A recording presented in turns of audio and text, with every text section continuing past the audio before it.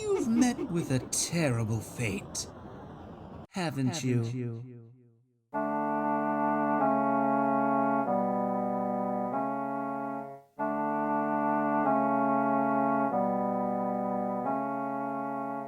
After a game like Ocarina of Time, a game that people loved not only back then, but is even considered a classic to this day by modern games, one wonders, how could you top that experience? How would Nintendo follow that up?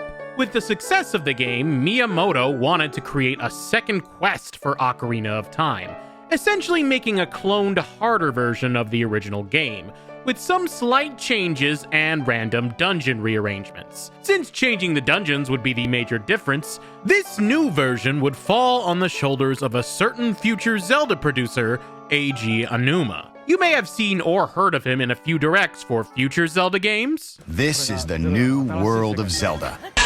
Aonuma had no interest in a second quest, though, setting his sights on a completely different story. Eventually, he mustered up the courage to ask Miyamoto if he could make this new game, and Miyamoto agreed, on one condition though, that it would be completed in a single year. And in that year, with a much smaller team, a smaller scope, a huge amount of unhealthy crunch time, and reusing the entire Ocarina of Time gaming engine, in April 2000 in Japan and October for the United States, we got to play the game that marked Aonuma's directorial debut, The Legend of Zelda: Majora's Mask.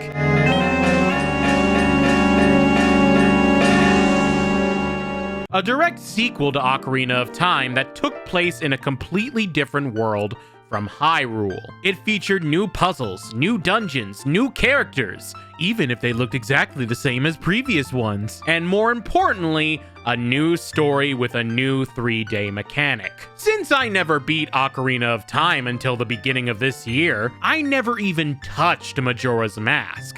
Like Banjo-Kazooie, I discovered its fandom through YouTube, with how many people fell in love with the game, its side quests, and its story. Some people even call it their favorite Zelda game to this day. Yeah, the internet certainly has tons of praise for the game. I even watched a few Let's Plays back in the day. It's also got a reputation for being a bit of a spooky game, using the Nintendo 64 graphics to create sort of a creepy vibe. I remember thinking just the introduction with Ganondorf and Ocarina of Time was scary when I was a kid. Young Kid Random probably would not have lasted long playing Majora's Mask. Since this year is the 25th anniversary of Majora's Mask, I figured, why don't we take a look at this game? And just like my video of Ocarina of Time, which you can watch if you want to, we are going to go over my full experience of playing this game from beginning to end. Going over every dungeon, every rewind and fast forward, and more importantly, every side quest that gives you a mask. But I'm getting ahead of myself. So how is The Legend of Zelda: Majora's Mask? Is it a classic worth praising, or is it a mask that should never see the light of day? Let's find out. We start the game riding our horse Epona. Link leaves the land of Hyrule on a quest to find Navi. Yeah, she's missing, and Link goes on a personal journey to find her. But Link, why look for one fairy when there's two right in this forest? Too bad they decide to jump you. And then we meet a certain familiar face covered by an unfamiliar mask.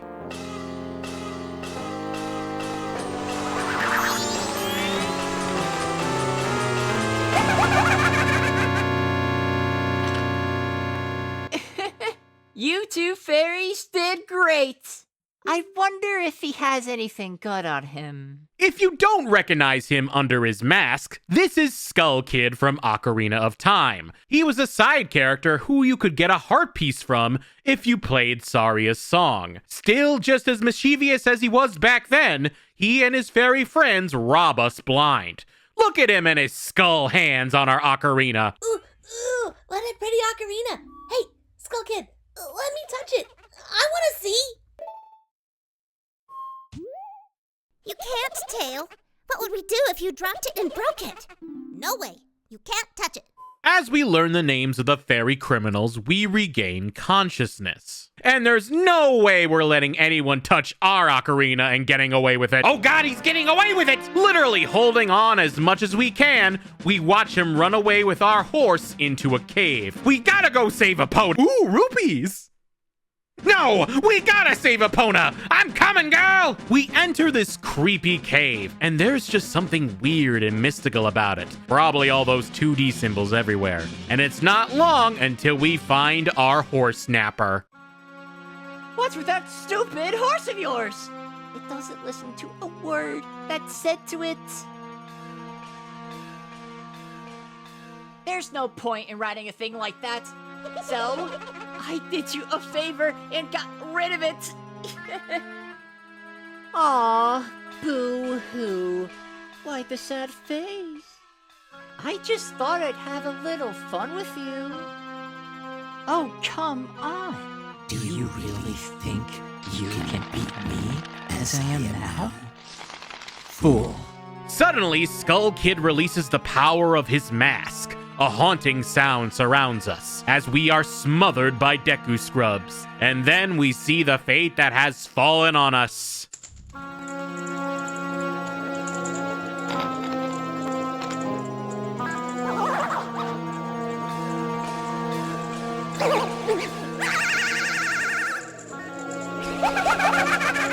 Yes, we are the Deku Scrub. The same enemies we handled in the Great Deku Tree and Lost Woods. We're now the leafy, nut-throwing, Michael Jordan-loving Deku Scrub. That's us now, with Skull Kid having a laugh as he floats away. Even one of his fairy lackeys taunts us by booping us on our Deku head. Karma! Yeah, looks like this fairy, known as Tattle, is stuck with us. And now she asks us to open the door for her. Oh, how the tables have turned, fairy girl. Well, don't just sit there, Deku boy. Do something! Why are you looking at me like that? What, is there something stuck on my face? Please! Come on. A helpless little girl is asking you.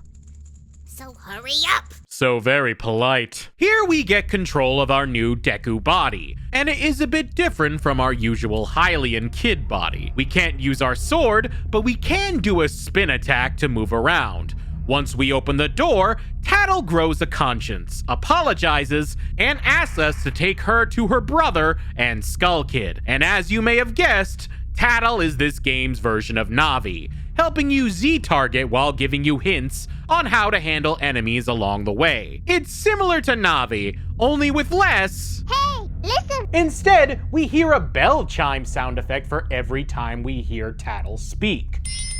Some people approve of her for that alone, but honestly, I don't have a preference. But if you can't tell, she has a lot more personality, which is why I like her a lot more already. Now that we've got all that straightened out, can we stop messing around and get moving? Fairies, am I right? You encounter a flower, which thanks to your new Deku form, allows you to pop down into such flowers and launch out of them. You can also use the flowers to glide across distances. Honestly, it's a really unique mechanic that I never expected from Deku Scrubs in Ocarina of Time. But it can certainly lead to some great platforming and exploration around this cave. Speaking of this cave, it's got the creepy vibe locked down, especially with the ambient music. But what really seals the creep factor is this Deku Scrub chilling near the exit of the cave. It looks dark, gloomy, almost like it's experienced a fate worse than death. This absolutely sets the tone that this game is going to be something very different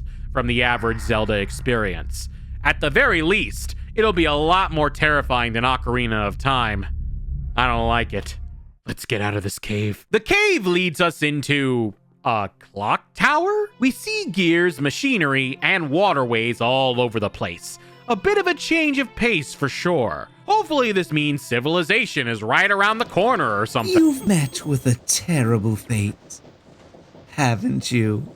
Oh hey, it's another familiar face, the Happy Masked Salesman. He was in Ocarina of Time, being involved in one of its most notable side quests where you delivered masks for profit. It was a fun quest, but this is the game the character is known for. And after talking to him, I can certainly see why. He's quirky, but also comes off as a bit menacing. Even Tattle is hiding from him. During my travels, a very important mask was stolen from me by an imp in the woods. So here I am at a loss. And now I've found you. Now don't think me rude, but I have been following you. For I know a way to return you to your former self. The Happy Mask salesman, being super cryptic, tells us we can return back to normal with something that was taken away from us. With all the items in our inventory the last game, it could be anything. In return, the Happy Mask salesman wants us to get the mask back from Skull Kid. Seems like a fair trade. Get our human form back, go on a quest to stop a mischievous bone boy with nefarious plots. Sounds fair, but there is a slight hitch. The one thing is, I'm a very busy fellow, and I must leave this place in 3 days. How grateful I would be if you could bring it back to me before my time is up. I don't like the way he said that. Well, I'm sure we have nothing to lose. Onward to adventure! I'm sorry, what?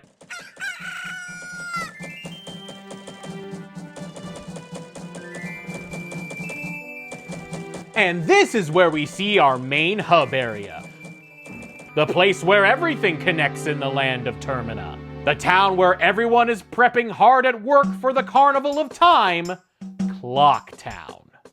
Clock Town is a 4-part area, divided into quadrants, north, south, east, and west, and the laundry pool, and there's tons of things to explore. We see carpenters working near the clock tower, kids wearing masks to get ready for the festivities, and a dog who does not want anything to do with Deku Scrubs.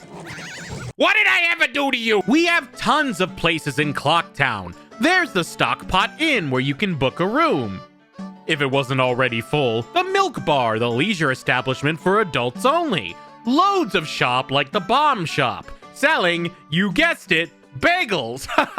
No, I'm joking. They sell bombs. There's the Treasure Chest Shop, selling the mini games of all things in a chest. And the Curiosity Shop, selling all things curious? This is the main hub area of the game, where we'll spend a majority of our playthrough, and more importantly, where we'll be stuck for the next 3 days. And just in case you didn't notice, there's a timer at the bottom of the screen, as this clock shows you the time of day at all times, going hour by hour. Yes, this game has the 3-day mechanic, where no matter what you do, time continues to go on. So you gotta use your time wisely. Tattle wastes no time telling us to see the Great Fairy located in the north part of town. We've seen Great Fairies in the past, and Tattle seems confident they can help us out in some way, shape, or form. Clock Town is a bit big, though, and if you are at all like me with directions, it can be very easy to get lost. If there was only someone who could sell me a map or something. Whoa,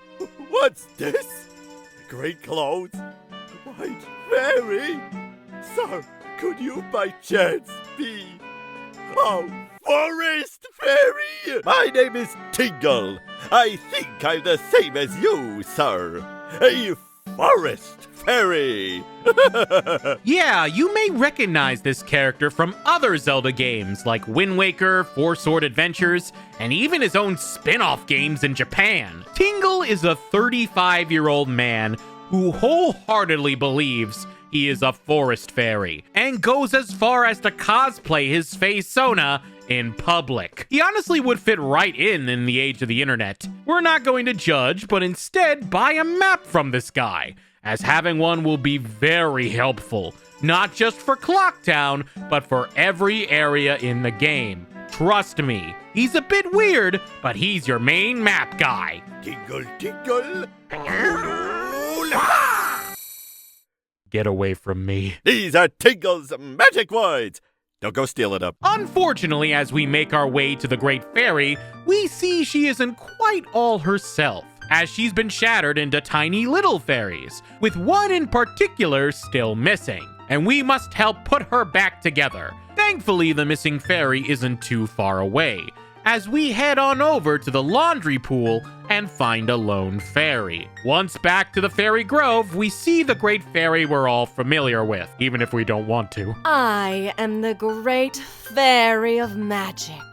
I thought that masked child was helping me, and I grew careless. All I can offer you now is this. I shall grant you magic power as a sign of my gratitude. Please accept it. With the Great Fairy's powers, we get a tiny magic meter that not only will aid us throughout the entire game, but gives us an important power. The power to blow bubbles. All bubble-blowing babies will be big and senseless. She then tells us we need to get to the observatory to find out where the Skull Kid is. How do we get to the observatory? That's not important right now. Let's show this random preschooler our spitting skills. And that's how it's done, kid. Who's the scrub now? The boy is a member of the Bombers, kids who have a secret hideout that leads to the observatory. You need a code to get in, but it isn't going to be that easy. If you want the code, you gotta play hide and seek. If you can find all 5 of us by tomorrow morning, I'll teach you the code. Challenge accepted. Honestly, these guys aren't too difficult to find, as if you look hard enough, there's usually at least one in roughly every section of Clocktown. It'll take a bit, and you might be searching into the night, but trust me, just do some exploring, and you'll find those kids in no time. And they reveal their code the coolest way possible, by showing off their numbered shirts. God, I wish I could be in the Bombers gang. Too bad they don't accept scrubs. 43251 is the code I got. It's randomized for each playthrough, and no matter which code you get on yours, you use it to enter this passageway, which will be important later. And it's not long until you enter the astronomer's house. Take a look-see at his telescope and you may notice something. The moon has a face. That's not terrifying at all. Yeah, that moon has a look that could kill, literally. And it's one of the most iconic things about this game, to be fair. I can't tell what facial expression it exactly has. Anger, sadness, rage. Maybe it's lost both its arms suddenly while attempting to scratch an itch just out of reach, and now it's confused, mad, and irritated all at the same time? Seeing it in the sky is very ominous, if I'm being honest. We also see something else fall from the sky, and if we go out to find it, we find ourselves a moon's tear. Wow, so much has happened on day 1, hasn't it? As we travel at night avoiding the dog, we run into a Deku scrub who owns a flower and is willing to give us a deed for the flower for, gosh, a moon's tear. What a coincidence. Flower is mine as we continue on to day 2. The music changes in Clocktown as the new day starts. Unlike the first day where there's a hopeful feeling in the air, the music gives off a slight hint that something isn't quite right with everything, or at least a bit more of a sense of urgency. As the rain falls, the moon grows closer and closer by the hour, with it noticeably getting larger as time passes. It's only a hint of the chaos to come, and while people are starting to evacuate, we can't leave as a Deku scrub, since guards won't let us go out without a sword. Doesn't the guard know we can spin attack enemies to death? Maybe we can talk to the mayor about leaving the town. He's of higher authority. Mr. Mayor, can I... Most of the townsfolk already have taken shelter without waiting for the mayor's orders. The only ones left are public servants and committee members. Mr. Mayor and Carnival committee members, please order those who remain to evacuate.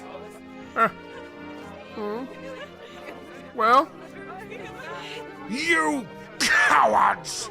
Do you actually believe the moon will fall? The confused townsfolk simply caused a panic by believing this ridiculous, groundless theory. The soldiers couldn't prevent the panic, but outside the town walls is where the danger is. You want answers? The answer is that the carnival should not be cancelled. Isn't that right, Mr. Mayor? Well? Are you serious, Mudo? It seems that giant chunk of rock above us hasn't caught your eye. At this time every year we are overrun by tourists, so why is the town empty? Clearly it's your job to ensure the carnival's operation, but that's if people are here for it. Don't drag the merchants and soldiers into this. If the soldiers wish to run, then run, Vissen! We councilmen will stick to tradition. This carnival will be a success! I've never heard of a defense unit abandoning its town! Madam Aroma would surely say the same thing, wouldn't she, Mayor Dotor? Let's not bring my wife into this. All must take refuge!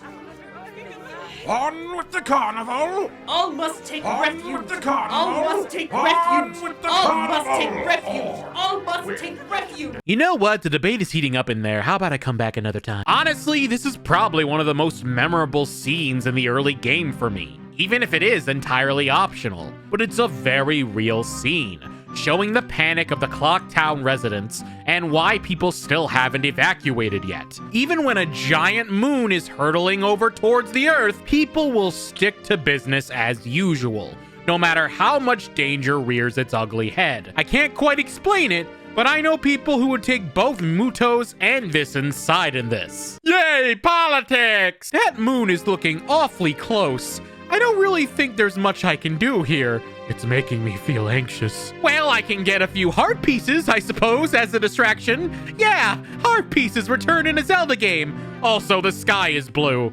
For now. There's one you can get by using your newly bought flower to climb to the clock tower, and another if you use another flower to sneak into the stockpot inn and go into just the right room.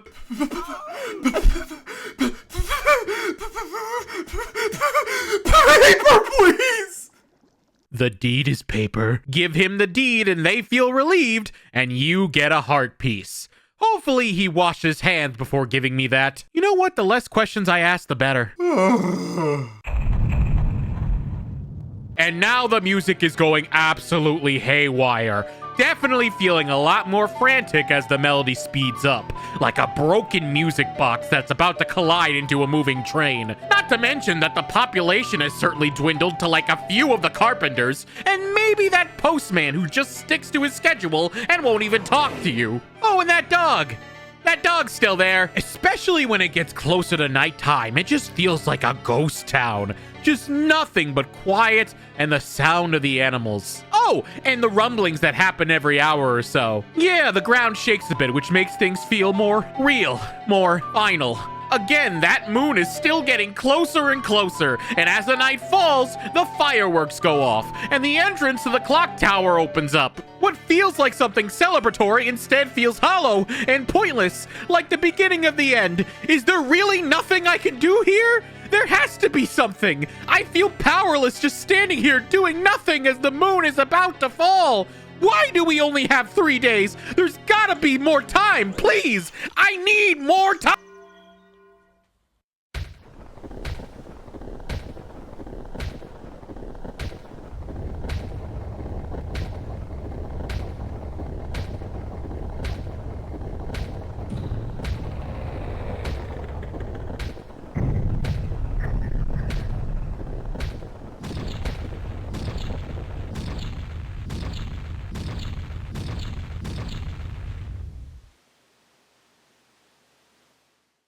And then this track hits.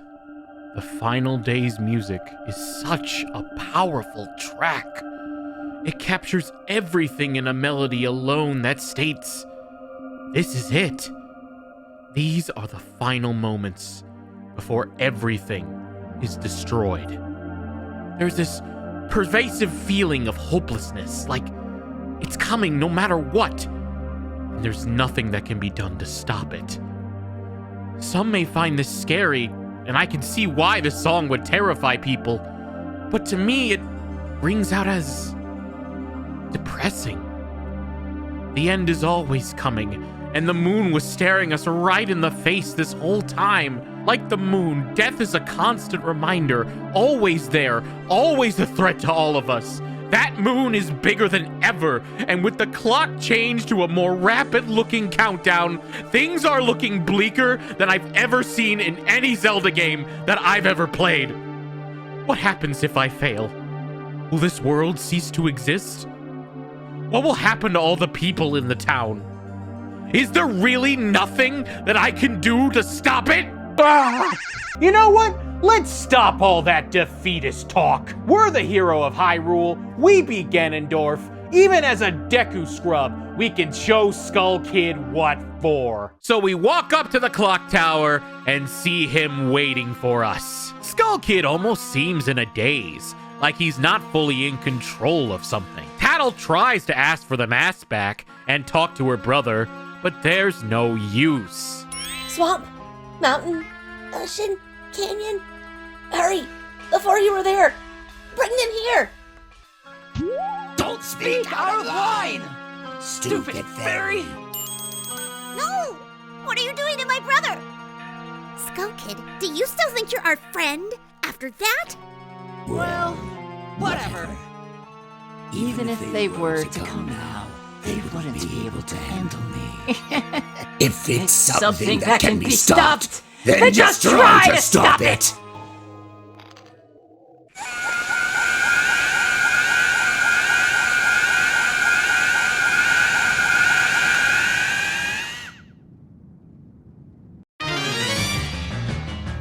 Oh my god, the moon is falling! The moon is falling! The timer is 5 minutes! What do? I do the only thing I know how to do. Spit!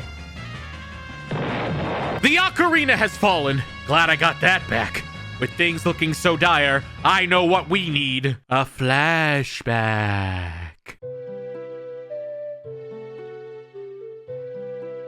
You really are leaving this land of Hyrule, aren't you?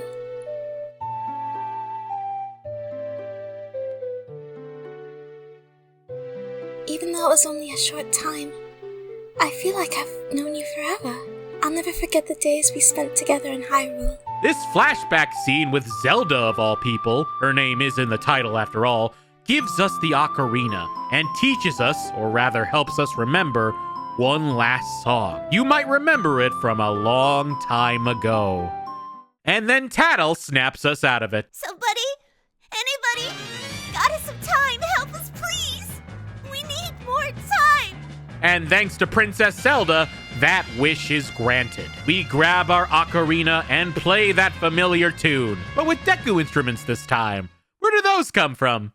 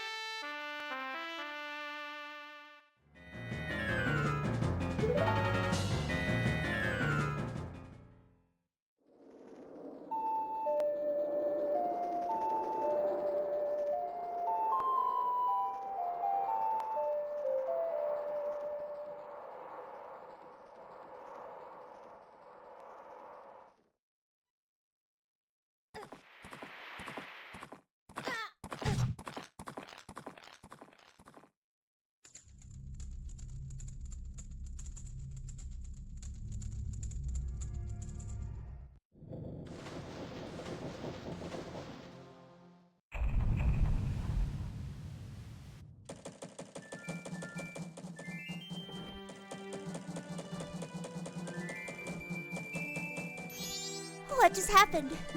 Everything has...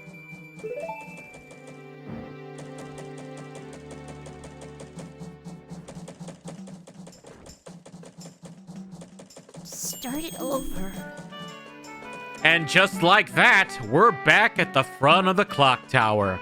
Like the last 3 days never happened. Zelda's ocarina really came in clutch, didn't it? Glad to have it back, especially since a certain masked salesman said they could cure us with it. So let's go talk to him. Oh!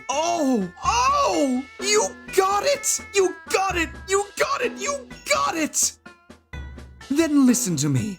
Please play this song I'm about to perform, and remember it well. Ladies and gentlemen, the main theme of Majora's Mask.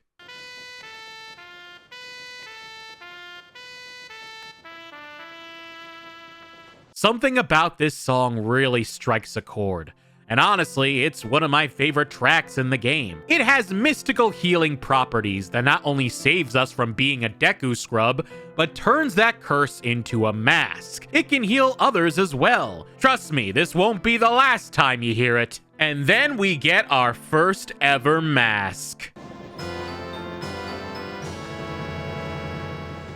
Hooray! The Deku Mask, our first mask of many as we continue to our quest. Speaking of... Now, I have fulfilled my promise to you. So please, give me that which you promised me.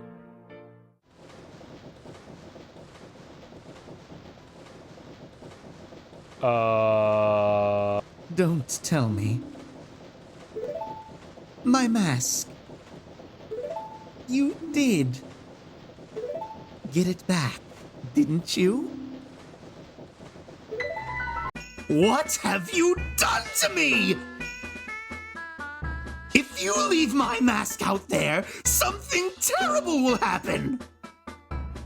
The happy mask salesman explains that the mask Skull Kid stole was Majora's mask. Not much is known about it, other than that it was used in ancient hexing rituals. A terrifying and wicked evil possesses whoever wears it, and it will cause the ultimate destruction of the world if left unchecked. Sounds like our Skull Kid, alright. It also explains our moon problem. No one knows how powerful that mask can be, and the happy mask salesman sensed its power when he got his hands on it. He pleads with us to get that mask back before things get any worse. Not like we have much of a choice here. We've already seen how much destruction Skull Kid and Majora have caused. And besides, if Link saved the world once before, he can do it again. The happy mask salesman cheers us on as we head back out of the clock tower. And this, my friends, is where the game really begins.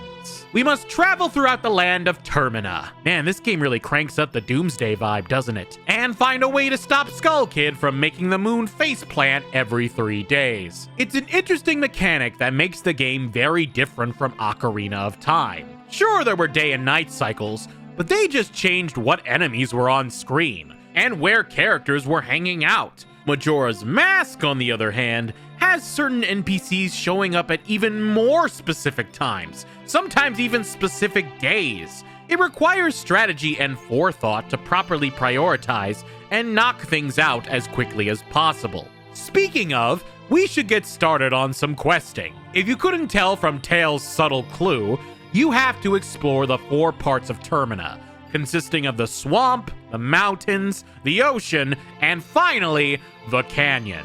Each represents a dungeon in the main game. But before that, we have some masks we need to collect around Clock Town, so we could start there. But before we do even that, man, time really is going by so fast. If only there was a way to slow down time. So this is the inverted Song of Time that basically slows down time, making each day last twice as long. This is invaluable with Majora's Mask. As you can imagine, time is crucial with trying to do as much as you can in the given 3 days. So you want to make sure whenever you start your 3-day cycle, you play that melody to get the most out of that cycle. It also does make the game a bit less anxious for me personally, since those 3 days really do fly by. You still have to watch the time, but it's way more forgiving. You can play the song again to reverse the effect, and the Song of Double Time to skip ahead by 12 hours. Both are very convenient for different reasons, whether it be for bringing things back to normal for waiting, or for skipping a day to sort of speed up when you need to. Also, you may notice when walking around Clock Town, this owl statue. Give it a good whack. In fact, anytime you see an owl statue, just whack it with your sword. Trust me, you'll thank me later. Also, hey, the dog doesn't bother you now anymore that you're human. I guess that's nice. I still will never forgive you, dog. As stated before, I will be collecting all the masks in this game, which means I will be completing every side quest that gives you a mask. I really feel Majora's Mask shines with its side quests, and you really don't get the full experience unless you complete a majority of, if not all of them. Plus, you do get a cool reward if you collect all of them, which I think is more than worth it. Anyways, let's get some masks, shall we? The first optional mask you get is from the Great Fairy. You know how there was that separate fairy you found in the laundry pool, and how you brought it to her as a Deku scrub? Now you need to do it again as a Hylian. That's it. Scattered throughout the 4 temples of this land are broken stray fairies like me. Please find a way to save them and return them to their fountains. Surely they will add to your strength. The Great Fairy increases your magic and gives you the Great Fairy Mask, a tool that when you wear it attracts fairies that are hidden around every dungeon. Next, let's go to the Bomber's secret hideout. We all remember the code, so we're able to get in just fine. The leader of the Bomber's Secret Society for Justice is shocked by this, but also so impressed that we get the Bomber's Notebook. It's a book that lets you keep track of people you help in town, and the promises you make to them. It's honestly super helpful to keep track of all the people you meet in the town. Everybody from the innkeeper at the Stockpot Inn, Anju. Welcome to the Stockpot Inn. Please pay the Stockpot Inn a visit in the future. Or the postman, perhaps, who is running around the town. Looks just like the running man who splurged on our mask in Ocarina of Time, and he won't talk to us because he's a workaholic. I'm currently on the job. If I stop to talk, it will disrupt my schedule. You want to meet everyone and help them out with their troubles as much as you can so you can get more masks. You should also pay attention to this guy, the banker. Whenever you reset time, you keep your key items, but lose the replenishable ones like bombs, arrows, Deku nuts, and especially rupees. So with this banker, you can deposit and withdraw all of the rupees you've earned. You're going to want to deposit them before every reset. Not only because your wallet is the size of a Deku nut, but also saving money for certain things will be important for later. I actually really like this inclusion. You feel like you're not wasting time and money, but also it tingles my brain when the money goes up, and the banker gets super excited. For mask number 2, we wait until midnight of night 1, say around 12:30 a.m. The old lady that runs the bomb shop is about to get mugged, and that's kind of frowned upon in Clocktown. And while there might be guards on patrol, I say it's our job to stop it. I will note, though, that while waiting for the act to be committed, it's very funny to see them run in slowed down time. Any minute now. Any second now. Could you hurry up a bit? Stop! Thief! Give this old lady her luggage back! Who could have seen that coming? The old lady is actually stocking the bomb shop as we get our reward. Yes, I must thank you. It's a dangerous mask, but maybe you could use it to throw your own fireworks festival show. The Blast Mask. With this mask, wait, did she just tell us to make fireworks by blowing up our face? With this mask, we don't need bombs as we can make our face explode. She's not lying about it being dangerous though, as if we're not careful, we can get hurt and die. But as long as we shield ourselves before doing it, we won't get injured. It's great for when you need a bomb, but don't have the materials for it. I found myself using it on the occasion, mostly to get free 100 rupees in the bomber's hideout. But other than that, it's just used as a quick bomb. Not the best, but still useful. Next mask we get is actually outside of Clocktown in Termina Field. Yes, Termina Field is important, but not right now. We follow the sound of music to find an old pale man dancing. This is Kamaro, a dancing spirit who is so sad he died, so he has to do a dance in the afterlife for all time. His words are so interesting, he even has a dialogue interpreter in his text box. I had planned to bring the world together and stir it into a giant melting pot with my dance. If only I had taught my new dance to someone. His spirit seems a bit troubled, so it sounds like he could use some healing. Play the song of healing for him, and then spread my dance across the world. Train its followers. Translation: I have taught it to you. Now make it into a popular dance craze. As we agree to fulfill his dying wish, we get the Kamaro's mask, where every time we wear it, we do his dance. But we don't need social media to fulfill his wish. We must simply go to West Clocktown and find 2 dancers. We put on the mask, show the girls our dance, and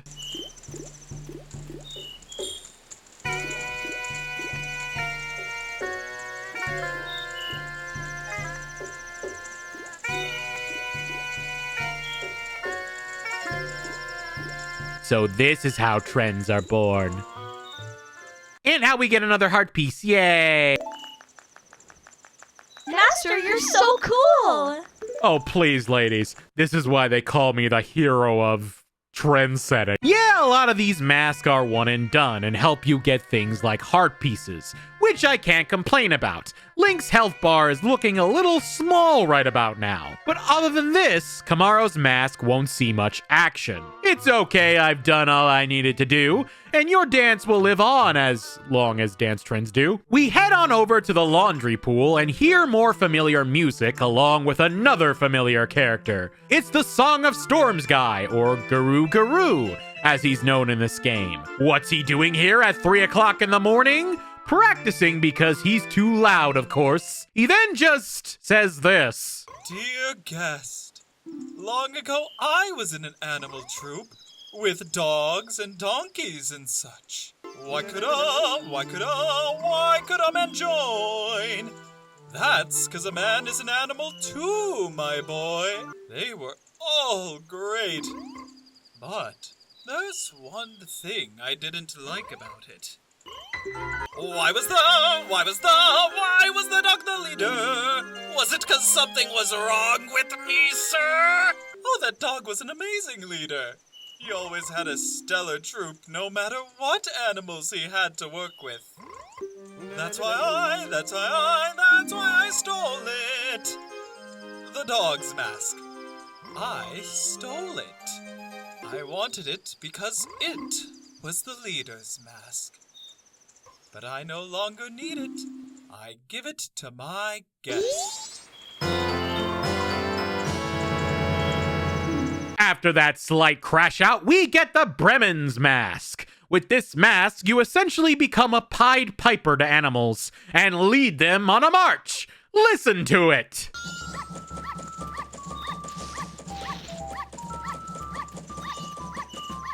That's right, you mischievous mutt.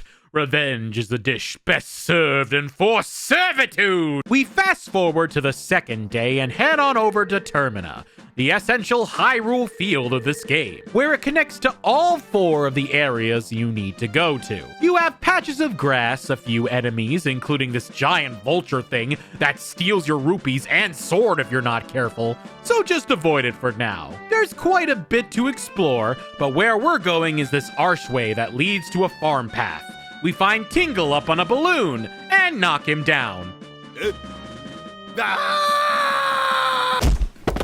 We get his map of Romani Ranch and find a path that's been blocked by a giant boulder. That is a nice boulder. This dude with a pickaxe has been working on it since day 1, and there's no sign of him getting any closer to clearing it. So use the Song of Double Time to fast forward a day, and there it is. The boulder is gone, and we can move forward to Lan La Red. Wait, sorry, forgot the game we were playing for a second. We can now go to Romani Ranch. It's a big open area to explore, but we can't do everything here we want to just yet. Let's head on over to the Cuckoo Farm first. Yes, remember those adorable, loud, and deadly chickens from the Zelda series? Well, we see a sad, depressed boy by the tree with baby chicks scattered around him. I heard it from Gramps. Says the moon is gonna fall. With something that big, it's sure to take the ranch down with it. This guy's got the end of the world blues. Been there, done that, girlfriend. Thankfully, we have a mask that'll cheer him up.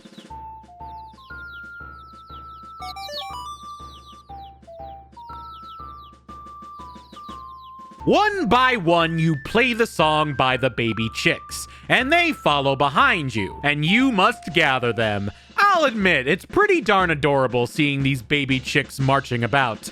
Come on, depressed guy! You must be smiling under all those pixels. Yes! March, my chickadees! Please ignore the rumbles of impending doom. And then, once you grab all the chickies...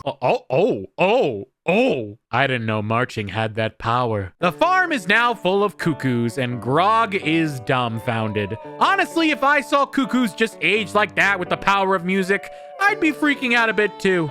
I don't really get it, but just seeing these guys with a crest and all, I don't have regrets about anything anymore. I'm perfectly satisfied. Here, you can have this from me. We got the bunny hood, aka the most valuable mask in the game. You think I'm bluffing? The bunny hood allows you to do one thing, and that is move faster. Sure, this mask was available in Ocarina of Time, but for Majora's Mask, this is invaluable in making sure you get to places faster and min-max your travel time for each cycle. You're basically a speed demon that one could argue is faster than even Epona. It's a mask you're going to want to get early before digging into the main adventure.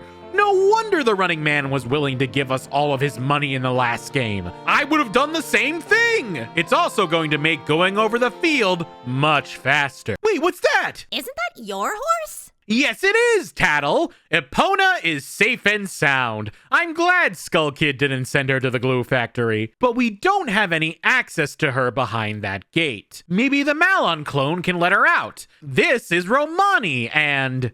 Romani? Girl, are you okay? Who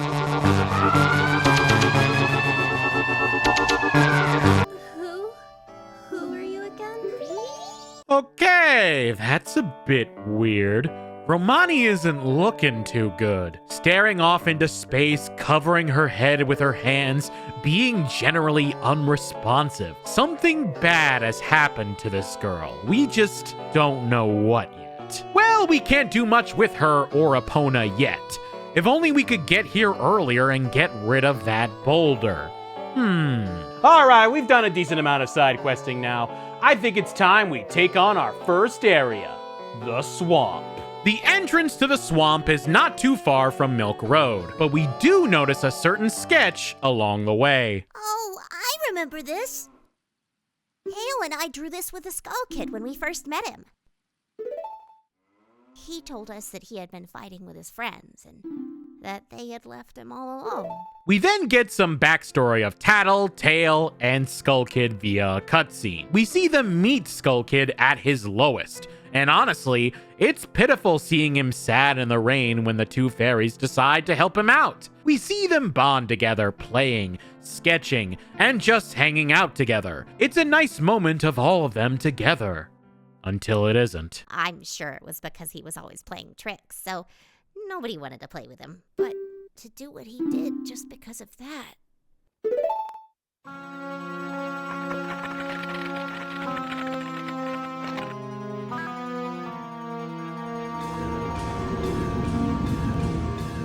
And once he got his power...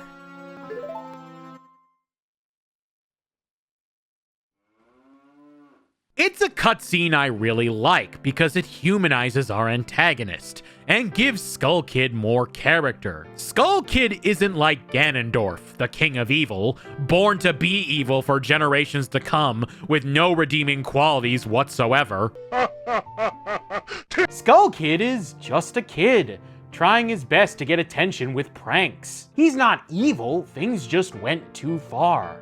However, I do fear something far more sinister is influencing our dear Skull Kid of the Lost Woods. We get another map from Tingle as he falls once again. deposit our rupees, reverse time, start all over again, and now we're ready to head over to the swamp. As we enter the swamp, which while it does sound like a spooky place music-wise, it's honestly not too creepy, especially during the day. It has these lily pads that you can either swim past or jump on with your Deku mask. Which, by the way, this is how you transform into the Deku boy. Good God! Why does this look so terrifying? I don't know, the way Link puts on the transformation mask in this game really just freaks me out. The Nintendo 64 animation doesn't help either, making things creepier than they actually are. But thankfully, if it's too much, you can skip it, which I do mostly just to save time. You can find a few tree huts, which we will go over later, but you want to go into this woods-like area, and...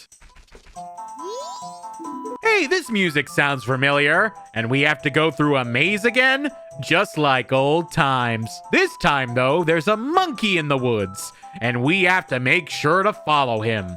And yes, of course that monkey takes his time going around to the right exit. Monkey, it's not that hard. Just tell me where you need to go. You eventually find one of the old women from Ocarina of Time. You remember those two old crones who transformed into Twin Rova and then flirted with you? Gross. Only they're good here?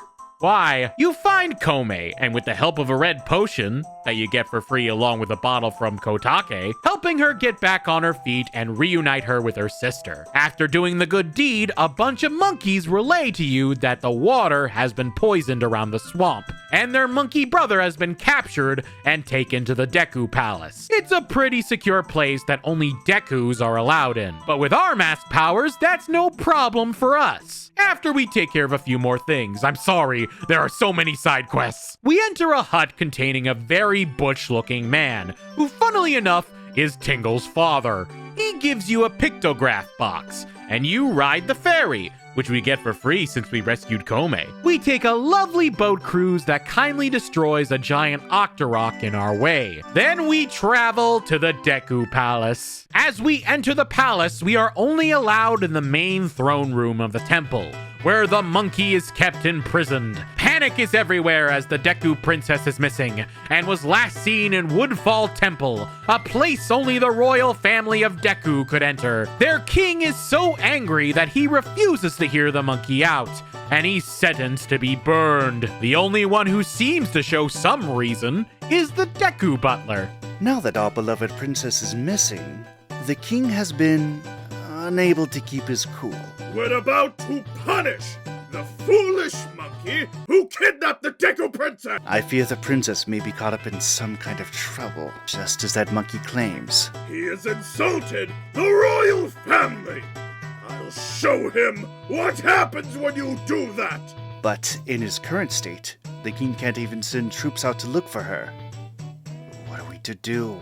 Yeah, the king is a bit too angry to be reasonable, but we can't exactly get to the monkey ourselves. That's why we have to do some sneaking. As we avoid the Deku guards and use the flower to glide to high places, we find this weird hole, talk to this bean seller, and buy a bean. Oh, don't forget to get a bottle to use some water with too. Plant the bean on a nearby spot outside the temple, and now it's time for you to use your flower power to glide. It reminds me a lot of the sneaking around Hyrule Castle.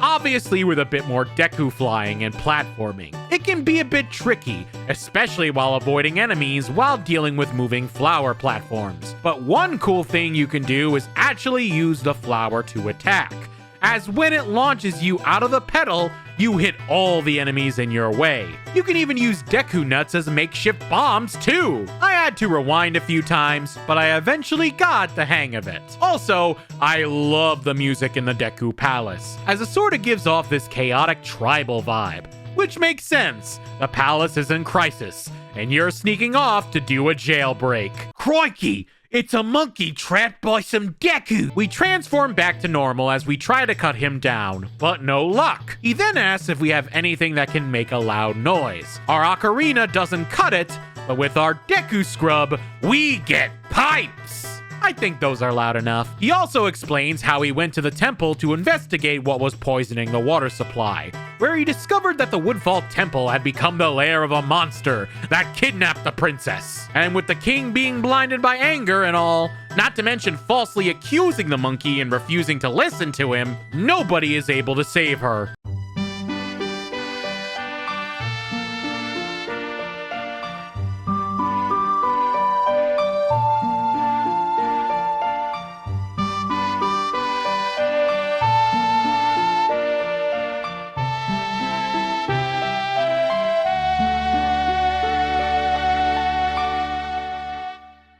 And with that, we learn the Sonata of Awakening. And not a moment too soon, because the Deku Scrubs have noticed us. And the monkey's punishment begins. Well, that went better than expected. We take a shortcut through the swamp, and after a bit more gliding, it leads us to a stone with music. Guess who? Oh great, the owl's back. This is a rare sight. You are a fairy child, correct? Don't pretend you don't know me. We had an adventure together. I know your weird ways. This swamp you are in has lost its guardian deity, but it was destined to fade away anyway. What are you talking about now? If you have the courage, get it, and determination to proceed in the face of destiny, then I shall teach you something useful. Wait, really? Before coming here, had you not seen any of the stone statues that bear close resemblance to me?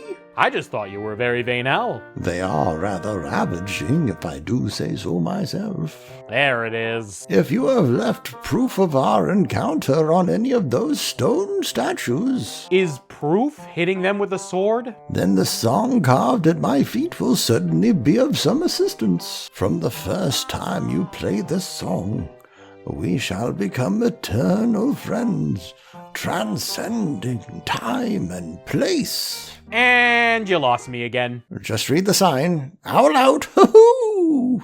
Alright, so we read the song on his plaque and learn the Song of Soaring. This will give us another great ability, teleportation. Okay, I'm just gonna say it. I love this fast travel method much more than Ocarina of Time's. I feel Majora's Mask makes it a lot more streamlined than the last game. Instead of only going to temple entrances, you go anywhere there's an owl statue.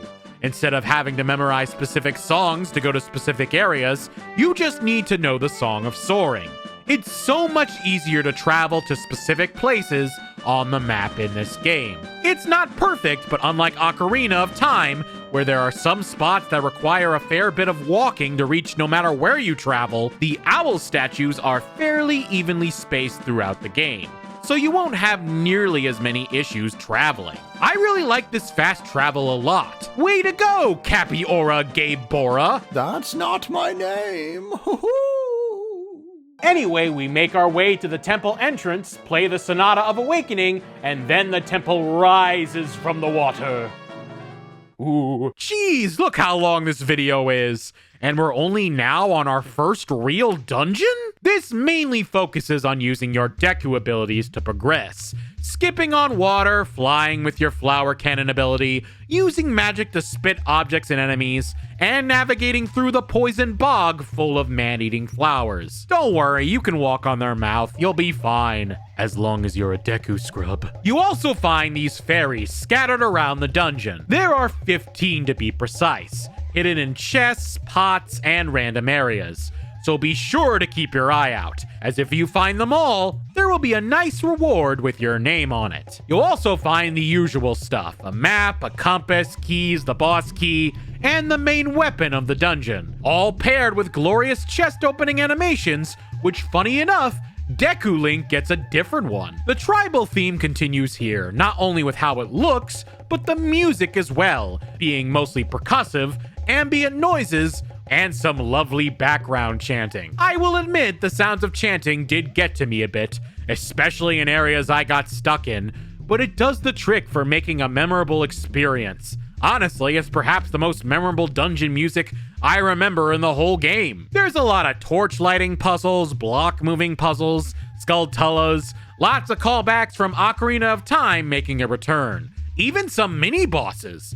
You get two here. One being a frog that looks a bit metal, and the other being a lizard man-like enemy, just like those in Ocarina. Although this one looks a lot more armored up than his brethren. The majority of those were Lysel foes. This is a Dynel foes. I had no idea there was a difference. After landing a few blows, the Dino Defender goes down, and we have our first dungeon weapon, the Hero's Bow. Ah, yeah, it's great to have arrows again. And they work similar to the last game. Shoot arrows to hit enemies and obstacles. Usually this giant triangle eye that looks like Bill Cipher. Ah, my eye! Do you have any idea how long it takes to regenerate? After exploring the dungeon some more, we eventually get the boss key and purify the water. Now that's what I call high-quality H2O. Overall, it's a good first dungeon, with a decent spread of puzzles to solve, and it uses the Deku Scrub form to its fullest. Add on the Hero's Bow, and this is a great way to start off the greater adventure. It isn't long until we take on our first boss. And oh my god, it's a Jungle Warrior with a mask! He's in my nightmares! Jungle Warrior Adalwa. I would probably butcher his name, except for the fact that he's constantly telling me how to say it.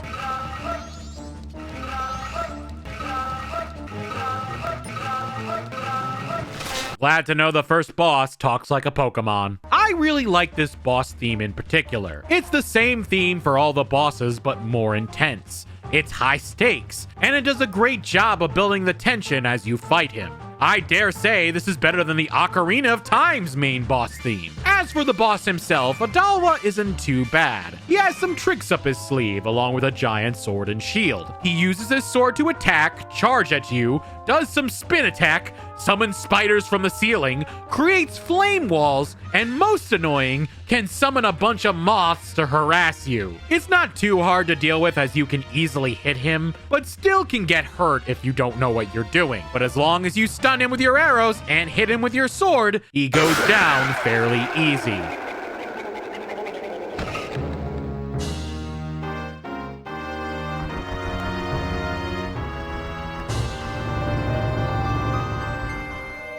We saved the Woodfall Temple and got Adalwa's remains, freeing the region from captivity. Link and Tattle get transported to this otherworldly place, and then we see these strange creatures, the giants. They cry out a certain melody, one that we will need to hear in order to save Termina. Ladies and gentlemen, the Oath to Order.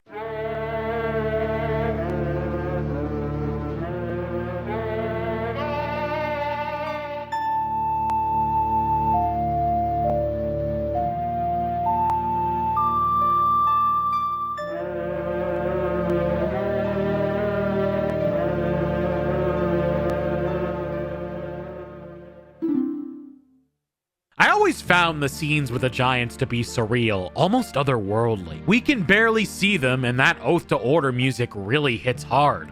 And why wouldn't it? It's our chance to stop this 3-day cycle. But in order to do that, we must go to the other 3 areas of Termina, defeat the monsters taking over those temples, and call the giants to save the world. Can Link do it? Will they be able to save the land again? Will Tattle ever apologize? Oh! Hey, you were pretty good out there. Have you done this before, or what? Hey, all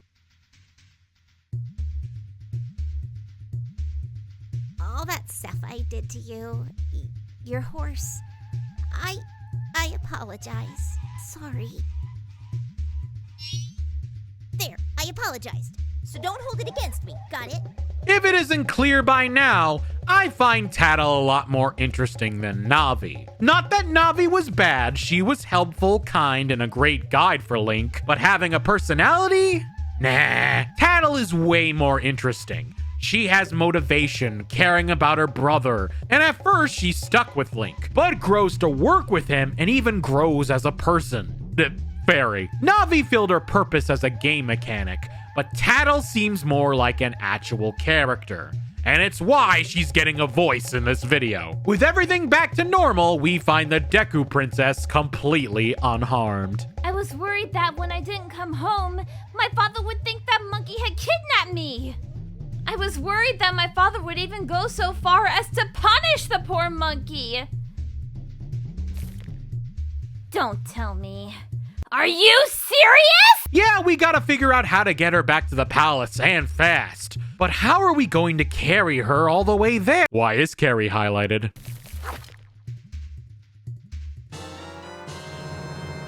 This game truly is something. After bringing another fairy back to life and getting our magic meter increased, along with a nice spin attack, we grab our bunny hood and run for it. We head straight to the palace and deliver the bottle princess right in front of the king. And not a moment too soon, they were about to make some monkey de crispy if we weren't careful.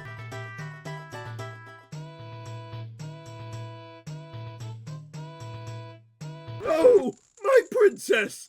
My darling princess! You are all right?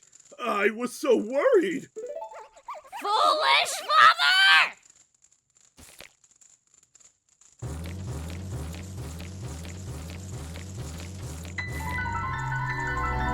Don't mess with the princess. The monkey is freed and all is right. We could move on to our next section, but as you can imagine, we have more side quests. There's a Deku shrine not too far away from the palace where we see the Deku butler. We essentially have to keep up with him as he guides us through underground. It's very similar to following Dampy from Ocarina of Time. Only it's the butler holding his Mary Poppins leaf umbrella. As long as you have the bunny hood, it shouldn't be an issue as long as you know where to turn. And then you get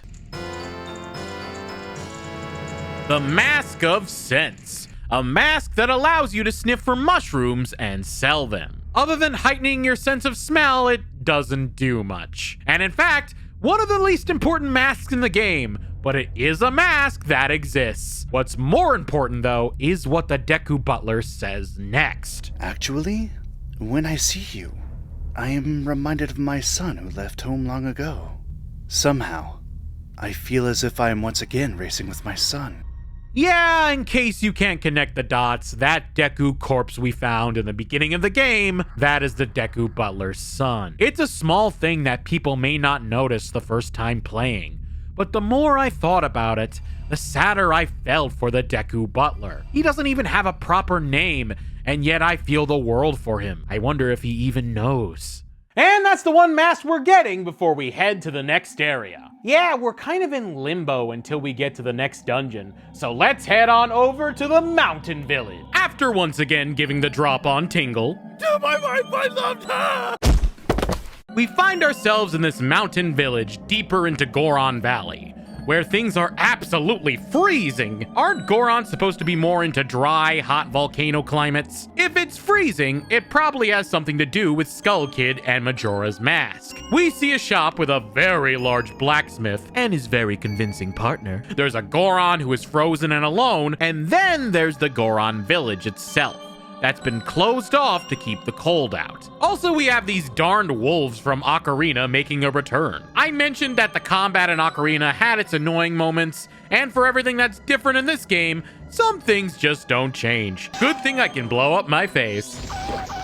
We enter the Goron village and are immediately met with the sound of a crying baby. God, it's so loud! Not only are the Gorons freezing, but they're getting pounding headaches too? Nothing is stopping this poor child from crying either.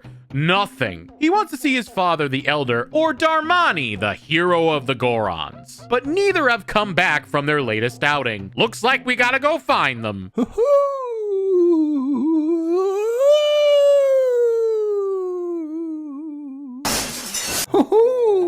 I'm back again, fairy child. I'm honestly surprised you're still in this game. Well, it seems you may have the strength to change the fate of this land as I had expected. Yep, I did it with the Dekus, and I'm gonna do it here. The Goron's land is doomed to be smothered in snow and ice forever.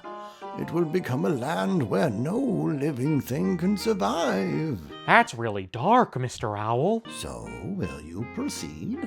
Sure. I live in the East Coast. I faced the cold before. I shall take to the air now, flying toward that shrine across the way. So follow behind me. Mr. Owl actually helps us out big time here, as there is an invisible pathway to the shrine. Kapora's feathers will drop and show us the path. It's actually a really clever way for us to see invisible blocks, and a great use of this character again. You know, Mr. Gabora, you've actually been really helpful in this game. You don't even trick me to repeating your dialogue over and over again. Thanks! Happy to help. Doesn't even know my name, stabbing my statues in the face. Ah, some hero this kid is. We enter the shrine and get the Lens of Truth. Yeah, remember that item we got at the bottom of the well, right before the Shadow Temple? We actually get it before the halfway point here. Now no hidden pathways will hide from us. It also allows us to see ghosts. For example, this dead Goron here. This, as you can imagine, is Darmani, and along with him being shocked that we can see him, he wants to guide us somewhere, and it's another following section as he takes us to his final resting place. I am Darmani III.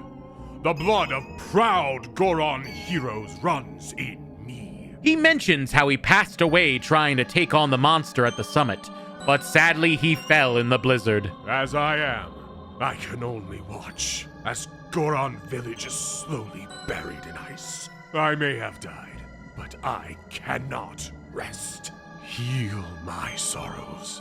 Any way that you can do it will suffice. Please, heal my sorrows. Darmani said the magic words, so I'm pretty sure you know what song we have to play. What a soothing melody. My sorrows are melting away into the song.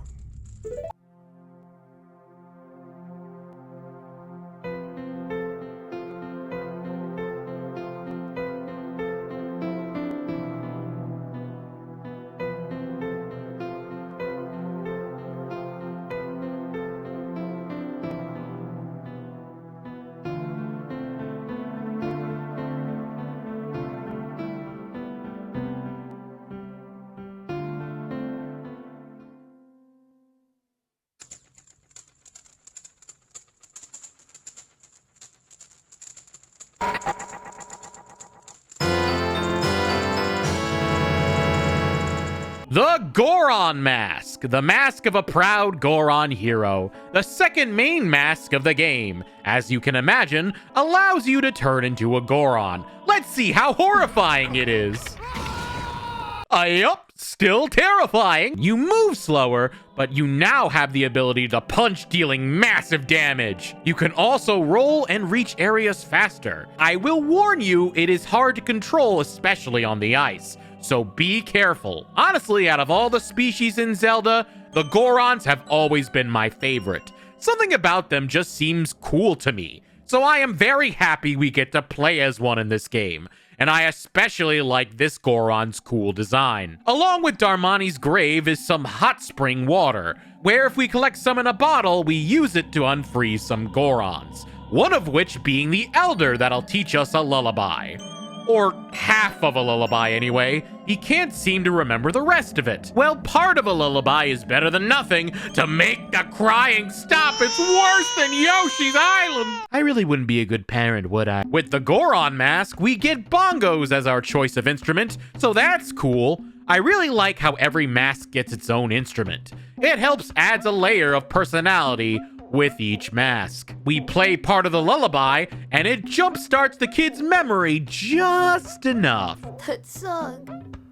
That's the song Daddy always plays for me before I go to sleep. I'll sing the next part. And that he does. And with that, we can finally play the full melody for the crying child. The Goron Lullaby.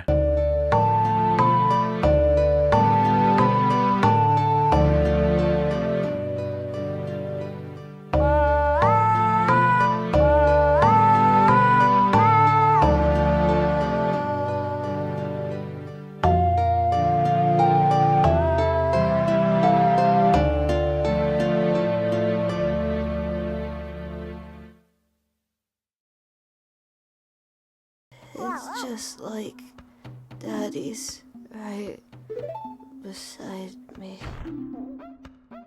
The child is asleep! Hooray!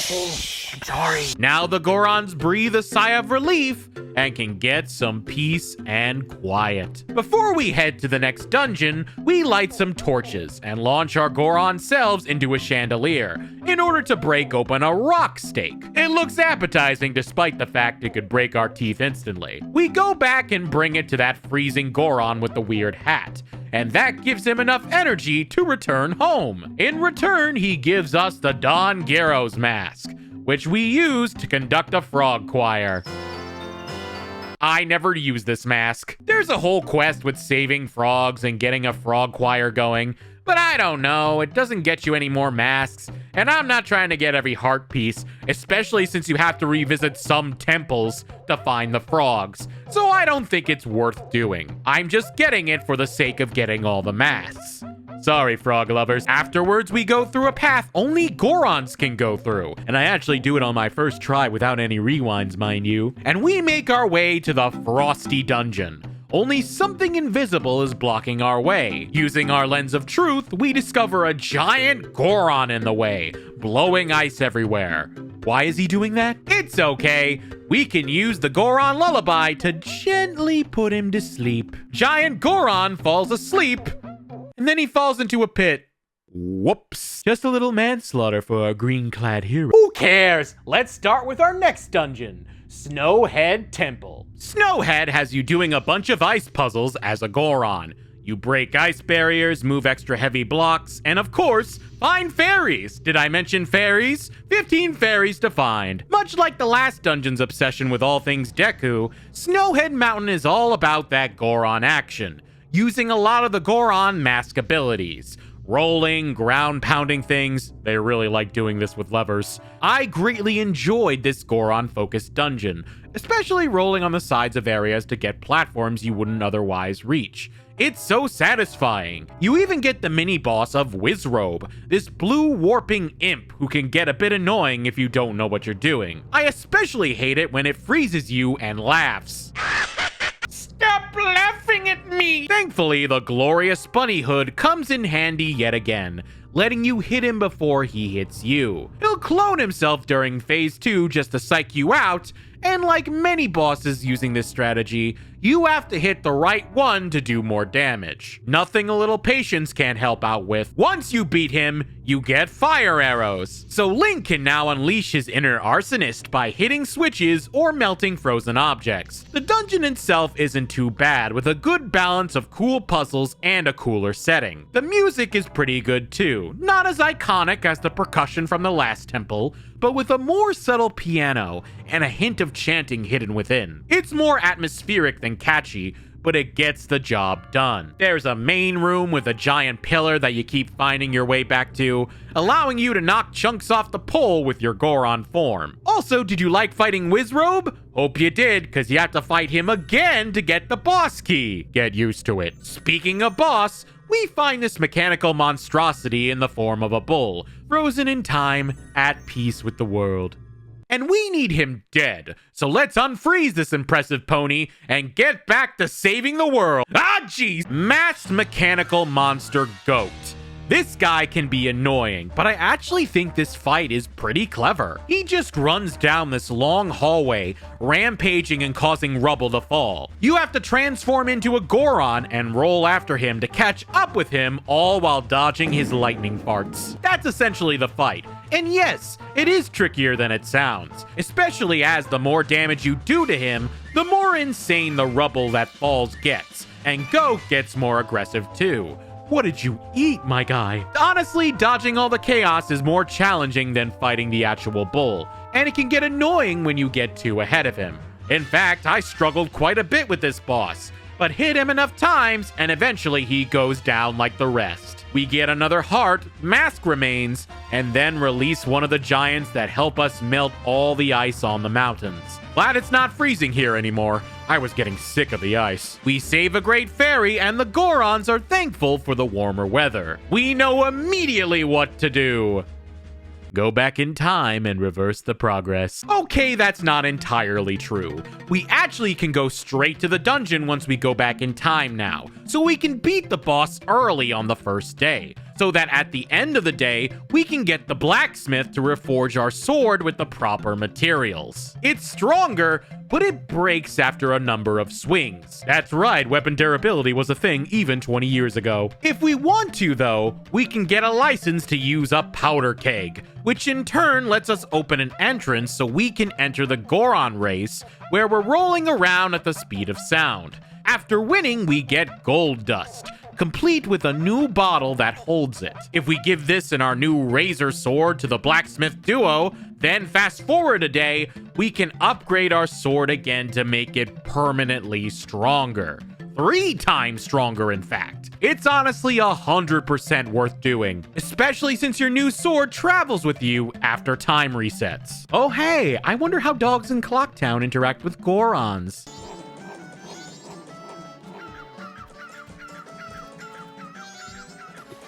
Alright, let's go back to the first day and go to the bomb shop and get ourselves a powder keg, because this thing is going to have some kick. Remember that big boulder blocking Romani Ranch? Let's blow it up.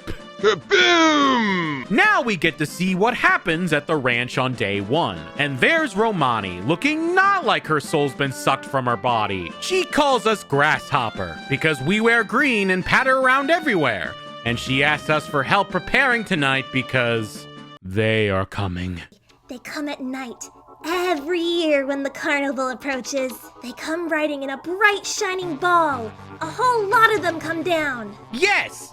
Aliens! Aliens are apparently in Majora's Mask, and they come right before the carnival to steal cows, and Romani wants us to help fend them off. I honestly can't think of a better way to spend my night. Thankfully, she gives us Epona to practice shooting them down while riding a horse. And once we succeed, we relearn Epona's song and can call her whenever we want. Ah, just like old times. While we wait until our promise to meet Romani at midnight in the barn, we meet Cremia, Romani's older sister, who tells us how the milk creates the Chateau Romani, the most forbidden of milk. Maybe we'll get to try it someday if we're lucky. We go back to the Swamp Spider House, a place infested with cursed gold Skulltulas. And in order to lift the curse, you gotta collect 30 Skulltula tokens. Yes, 30 of them. It can seem overwhelming, and you may need a guide for it, but you should be able to get it done in less than a day. I know I had quite a bit of time before meeting up with Romani again. Skulltulas in the walls, Skulltulas in pots, Skulltulas I can only get with magic beans, and then once you get them, you get the Mask of Truth, which allows you to talk to gossip stones and animals. It's a very niche mask, but it proves to be more helpful than one might think. Alright, by the time we finish that house, it's almost midnight. So let's wait for Romani, and once the clock strikes midnight, it's alien hunting time. Right, aliens in a Zelda game. That'll be the day.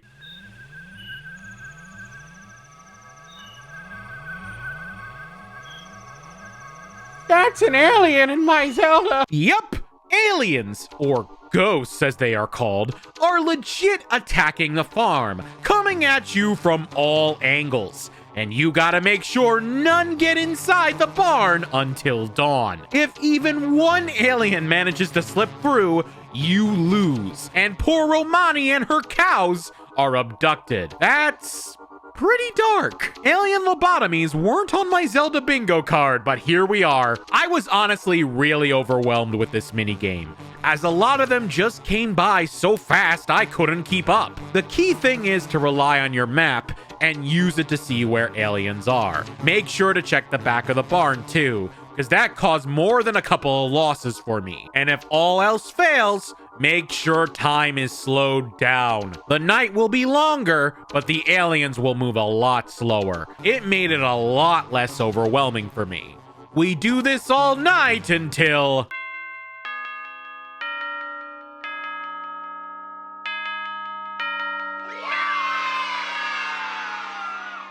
Goodbye, aliens! Don't come back! We've saved Romani and cows, but our time on the ranch isn't over yet. Cremia actually asks to accompany her back to town, and after spending the day racing and getting money from dogs, go Go, Fido, go! Win big for Grasshopper! Cremia drives us through the Milk Road to Clocktown, and we make our way.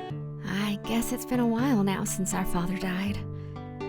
I'm trying to take care of the ranch, but things have been getting unstable lately. The cows always seem bothered and frazzled, and I'm finding broken bottles everywhere. Who's doing it, I don't know. My sister Romani has been worried too. She's practicing using a bow. She says it's to stop the ghosts. It's actually a nice, quiet moment where she vents to you about her troubles with the ranch, Romani, the moon getting bigger, and she also mentions her friend Anju, the innkeeper we met before, and how her wedding is the day after tomorrow, when the carnival actually starts. And the moon destroys the earth. It'll certainly be a memorable ceremony. We should probably talk to Anju sometime during our adventure and congratulate her on her big day. But before then, the proper gate to town is closed, forcing us to go a more dangerous direction. Boy, get your bow ready. Yeah, Cremia knows we're being set up, and not long after, masked bandits chase us. Although something about them seems familiar. What? We gotta protect the milk bottles, cause if they even get a little bit close, there goes our milk. I really struggled with this one, and I had to do multiple restore points to try and get them to not take my milk. My biggest advice is every time they do their battle cry, shoot them with arrows to bring them back. Again, last as long as you can, and if you dodge them long enough, you'll lose them and deliver all the milk. And if you make sure that at least one bottle of milk remains,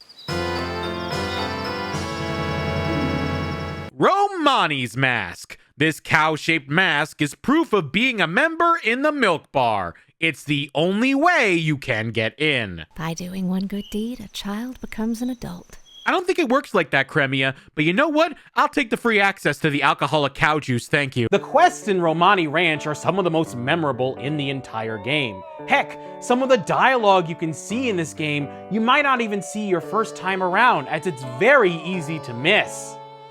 Too bad a lot of it's sad. If you decide to not go with Cremia, you can chat with Romani, and she talks to you about how excited she was to work with you. Now that we chased them away, things are safe.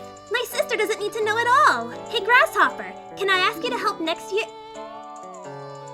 When Cremia gets back, she hears about the moon from the locals, and once again, vents to Link about it all. They said that huge moon is going to crash down onto the town sometime tonight. I wonder if we'll be all right here. Actually, I know. We're not safe here either. I'm no expert on things, but that's the feeling I get. But that's how life goes, I guess. There are some things in life that you can't change, no matter how hard you try. And right before nightfall starts, if you go into the barn, you hear about how Romani is finally going to try Chateau Romani for the first time. We're milking the cows tonight! It's Chateau Romani! It's the first time I get to drink it! Until now, my sister always said, wait until you're an adult. But why now? You've become an adult now, Romani. I see it in you. I'm acknowledging it. Just as they leave the barn at sunset, they both offer one final goodbye. See you tomorrow! Good night. See you tomorrow, okay? So not only is she granting her sister something she always wanted, but doing it so her sister is too drunk to know what is happening during the end of the world, so she can be happy before her final hours. This is so sad and heartbreaking, and again, you could completely miss this. This is something I actually didn't find in my initial playthrough, and it wasn't until doing more research that I learned about it and had to put it in this video. You really grow to care for these two, and then because of Skull Kid and Majora, no matter what, unless you find a way to stop all this, their fates are sealed. We gotta stop that moon. While we could go to the milk bar, we actually go back to the swamp to get a red potion. then heading over to Ikana Canyon, at least as far as we can go with it. No, we aren't going out of order, but if you look at just the right spot with your lens or mask of truth, you'll see a wounded soldier. If you give him a potion, you get the Stone Mask. Perhaps the most valuable mask in the game, outside of the bunny hood. It is purely a stealth mask, allowing you to avoid enemy detection. Enemies that are literally charging at you will just stop, losing interest the moment you put the mask on. If you ever need to avoid enemy detection, the Stone Mask works. I actually liked wearing that mask to get the drop on enemies, so I could be a stone cold killer. Anyway, next area! You need Epona to jump over the barrier and head to Great Bay. And if you are a fan of Smash, this may look familiar to you, as this is one of the battle stages from the game. Since Melee, I always wondered where it came from. The bay itself looks pretty sad and the music feels ominous too. And you know what else is ominous? Drowning Zora. We drag the unfortunate fishman out of the ocean, literally pushing him onto shore, and he collapses onto the sand. And then he has to say his final words. Although I don't think he says them. 1, 2, 3. Damn copyright claims.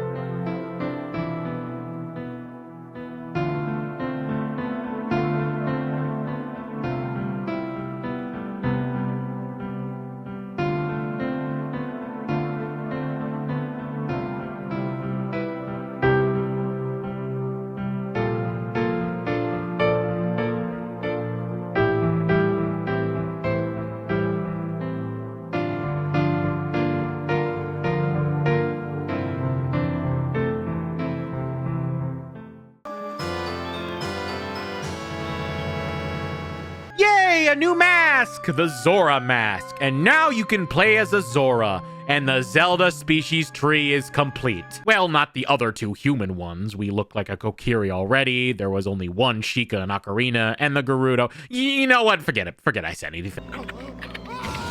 That's 3 out of 3 masks that look horrifying. And look, there's Tingle again. Time to put him out of his misery. You can now swim faster, punch people, use detachable fins as boomerangs. I do love my boomerangs. Walk underwater, and even create this shield that hurts enemies. Honestly, playing as a Zoro is mostly okay, but I also find it difficult to swim around sometimes, but it's something I got used to. Maybe it's because it's just so high speed? I heard Majora's Mask 3D Zora swimming is much worse. But that's another game we aren't playing. You have a few locations here, like the harbor, the marine observatory, and the Zora Hall, the following having very similar music to the original game. In Zora Hall, we find a band called the Indiegogo's that Mikau apparently played guitar for. You can go into each of the band members' rooms, but the most interesting thing about them is the songs they play. One band member plays the Zelda Game Over theme.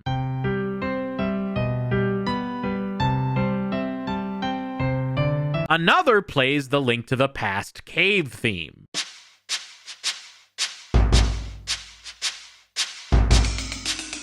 It's best to talk to them because there's something going on, not only with the ocean, but with the band itself. The concert in town is coming up, but it seems like all the band members are in a funk.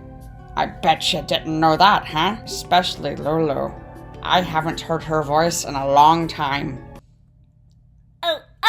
You learn that the lead singer, Lulu, lost her voice because her eggs were stolen by pirates. You know, out of all the booty in the world, I didn't think Zora eggs would be that valuable. You can do jam sessions with a few band members as long as you use the right songs, which you can find scattered around the room. But we eventually have to head on over to the pirate's fortress and rescue some eggs. It's very similar to the Gerudo Fortress from Ocarina of Time. There are 2 ways you can go about this. One, sneaking as a Zora underwater and making sure not to get spotted, or the easier method, the stone mask. Yeah, it works on these guards too. You can just walk right past them and they won't even notice you. Explore the pirate fortress and you'll find these tanks containing the eggs. You'll have to grab them with the bottles and there are a total of 4. However, with some eavesdropping, we learn that they are not all in the location. Did you find the rest of the eggs? No, but that's because... What are you trying to pull here? If people here, the great pirates, have lost the treasure they stole, we'll become the laughingstock. Looks like they were jumped by ocean snakes or something. Thankfully, we can hit them both with bees. That's what you get for stealing babies! Also, we get the hook shot, one of my favorite weapons in all of Zelda, allowing us to hook onto things and then fling towards them. It's such a fun item, and I'm so glad it's back. We get each egg one by one, fighting each pirate guarding each tank. And then we escape rescuing a seahorse from the bald man at the boathouse. And that seahorse takes us to the sea snake's lair, filled with these giant snakes. Just look at how creepy these guys are. They can actually eat you too if you're not careful. And after taking on every single snake one by one, I accidentally hit the load save button and I had to beat the snakes all over again. I got all the eggs twice and brought them to the marine area. And as soon as they touch water, they just immediately turn into tadpoles. Well, not tadpoles. What are Zora babies called again? They form a specific series of notes, and the song rocks. Look at this! What does this mean? What in the world could this mean? It means we get to hear my favorite ocarina song, New Wave Bossa Nova.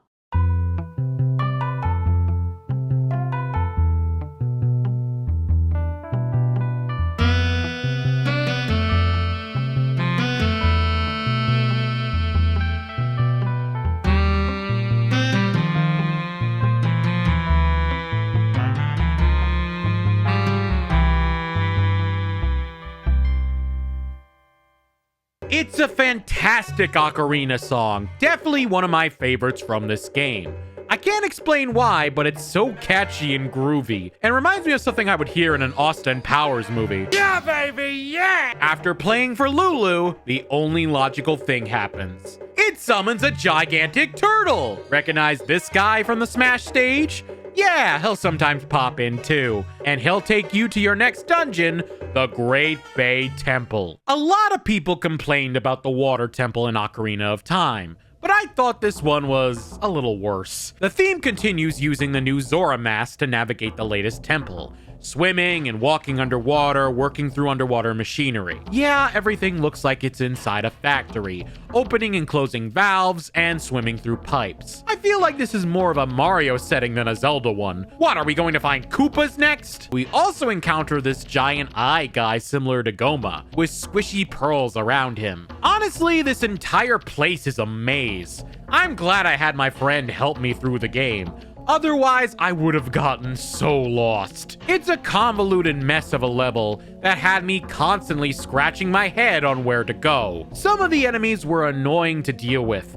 I struggled with the eye mini-boss, and even the atmosphere, something I loved about the other two dungeons, didn't stick with me. I'll take the water temple over this any day. This may be a bit of a hot take, but I feel the dungeons in Majora's Mask are kind of uninspired and a bit mediocre. The atmosphere is the best thing about them, but I feel like a lot of them just are busy work. If anything, the mini dungeons before the main ones proved to be more interesting. The Deku Palace was cool, there wasn't much with the mountain, but the Pirate Fortress, while simple, had a lot going for it. The main dungeons really don't do it for me as much, especially compared to Ocarina of Time.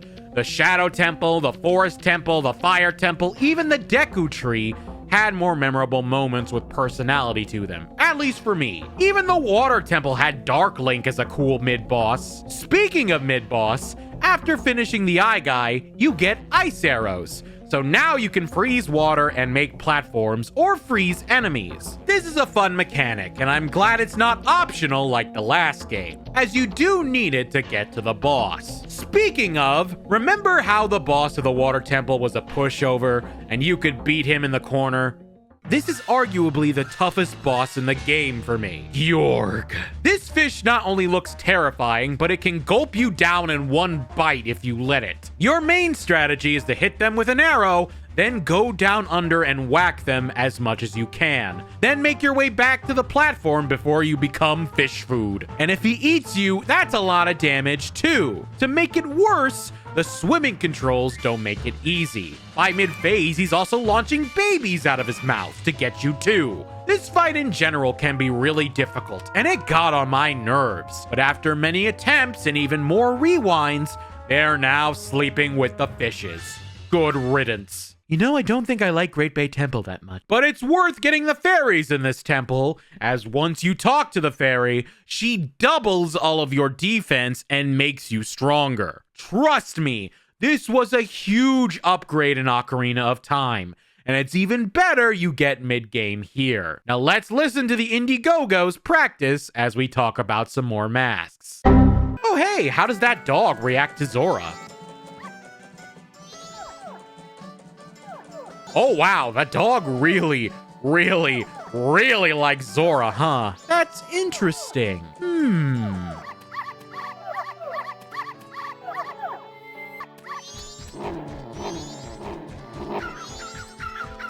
You go to the milk bar and the band manager of the Indiegogos, Toto, asks you to do a sound check. This next mask requires all 3 of your different transformation masks. You go into the spotlight of the milk bar with the Goron, Deku Scrub, Zora, and of course your Hylian self, performing on stage. Put them all together, and you get an amazing melody with a familiar title, The Ballad of the Windfish. Cool Easter egg for all the Link's Awakening players out there. Even Gorman, the circus leader, liked it as he goes on his depressing monologue, even after he booed us before. That melody, it brings back so many memories.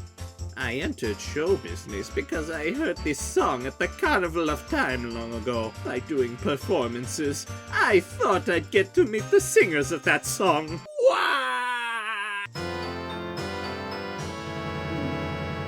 You get the Circus Leader mask, where you look like one of the Gorman brothers. You can actually meet the Gorman brothers, who look a bit sad when you wear the mask. It probably reminds them of their brother after all. And if you try to help Cremia while wearing the mask, they won't go near you. It's a valid tactic that is sure to cause mischief. Speaking of mischief, you can also race the brothers. And thanks to Epona being the best horse ever, you can tell them to eat sand, and they'll give you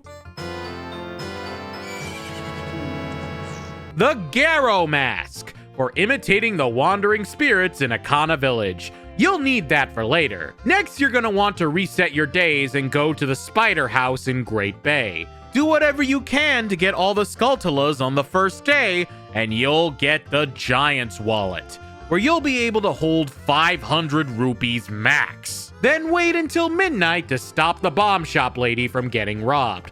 Just make sure you don't shoot an arrow at the thief, or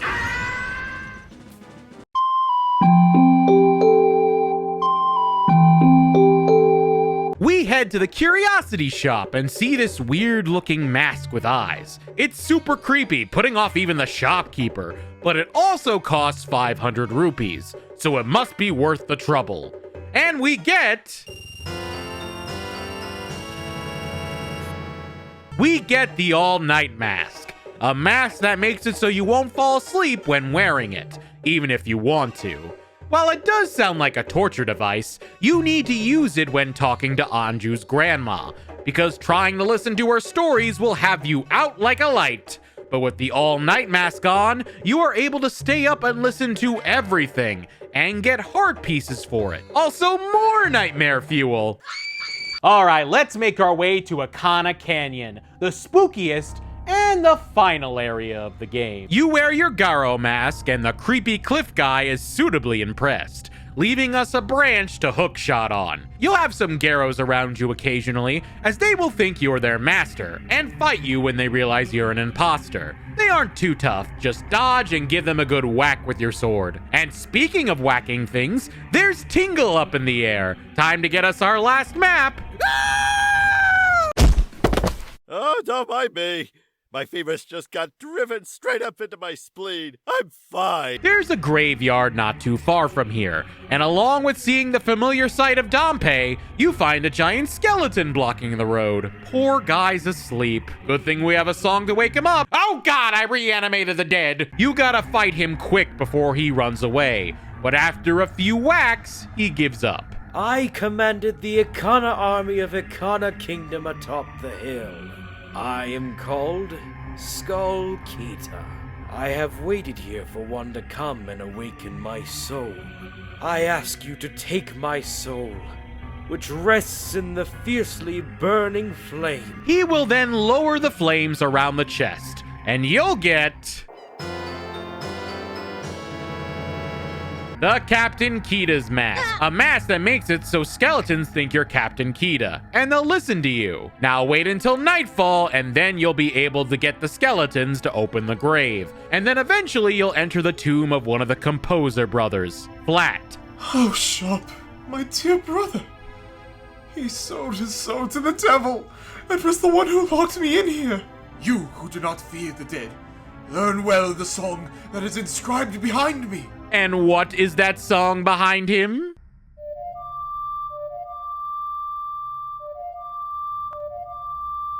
I know we heard the Song of Storms much earlier in the game, but it's cool we can get it and play it with our ocarina. We head back to Ikana Canyon and find Sharp, who is happy to welcome us into his abode.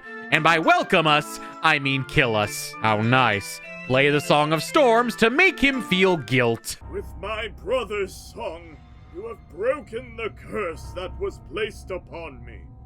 It is all thanks to you. Sharp's last request is to go to the Stone Tower Temple and liberate the dead in Ikana Village. But first, we need to head to Ikana Castle and talk to the king. Once we get out, we see a house that was surrounded by Gibdos. But thanks to some fun carnival music, they all melted or something. Instead, you see a little girl guarding the house with her life. If only there was a way to get in there undetected.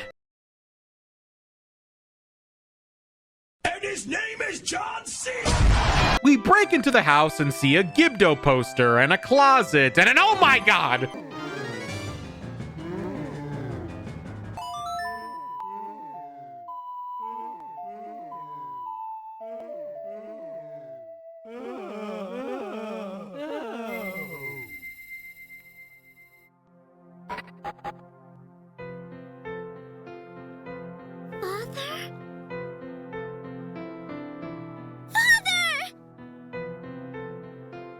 Pamela!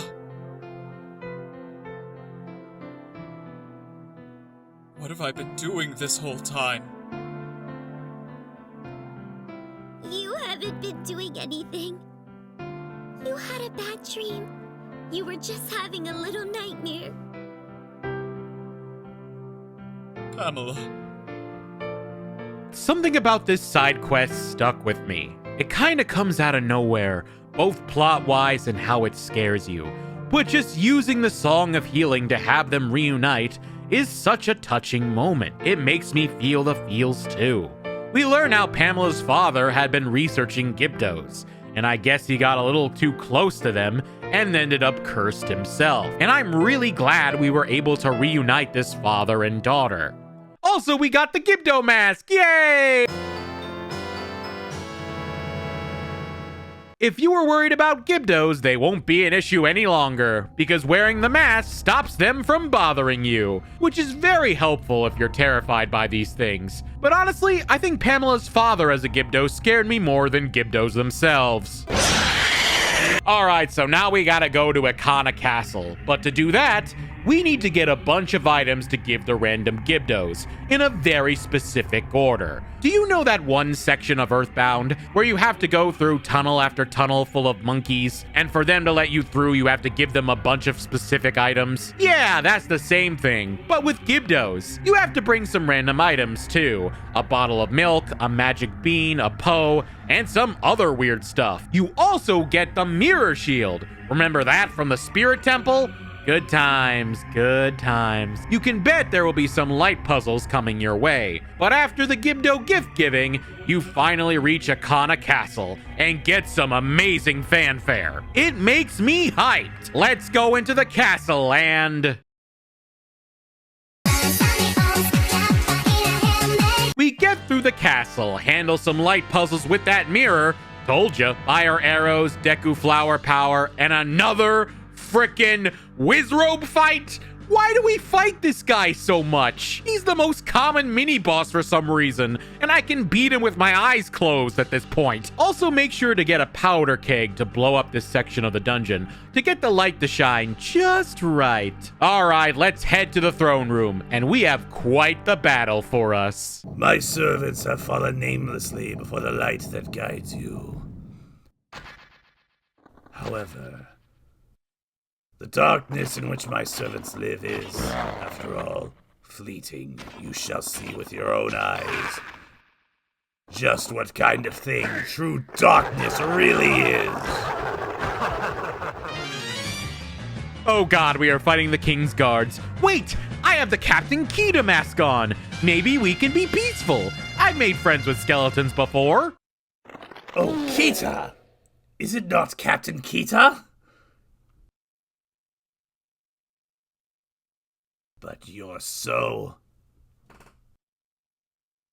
tiny!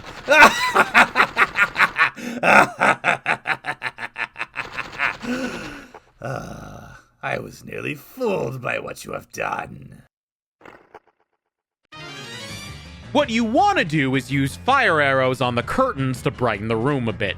Then stun his henchmen with light and take them out one by one. Once they're gone, the king himself decides to take a shot at us. And we basically do the same thing. Then we get a skeleton comedy routine. You're blocking me! Get out of the way! I can still get him! Blocking you? The reason he beat us is because you were so feeble. Don't blame this on me. What? Just try saying that again to my bony face! Feeble, feeble, feeble, feeble! The king, Igos de Ukana, ends the Looney Tunes routine and talks about how he and his men were cursed, and asked us to go to the Stone Tower Temple to end that curse, and how we need one more song to do that. It is far too reckless for one to take on such a challenge. And so, I grant to you a soldier who has no heart, one who will not falter in the darkness. Enter the Elegy of Emptiness, a song you will become very familiar with, as it will create a statue version of your character and Anyone else feel like they've been transported to a crappy 2010 creepypasta? Something about Link's statue is especially creepy.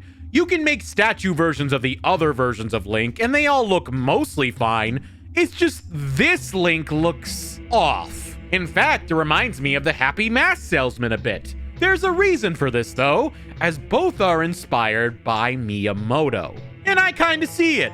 That's the face of the creator of Pikmin, the horror. We use our statue-making ability to gain access to Stone Tower Temple. And in my opinion, this is by far the best temple in Majora's Mask. First, you use the Elegy of Emptiness statues to even get there, except for the Deku statue, it's kind of useless, and make platforms move over to get to the entrance. You use a mix of all of your masks, both with playing as them and when using them as switch weights. And a decent amount of your tools, hookshot, arrows, mirror shield, you use everything at least once. There are mini bosses like the head Goro, who looks a bit different than his henchman, which is weird, but also fun fact, in Majora's Mask 3D, the Goro mask looks like this guy instead. He can be a bit challenging, but a few whacks will do him in. You also get this weird Gomez guy with a scythe made of bats, or keys as they're called in the Zelda universe. And he's definitely the creepiest mini-boss so far. Challenging too.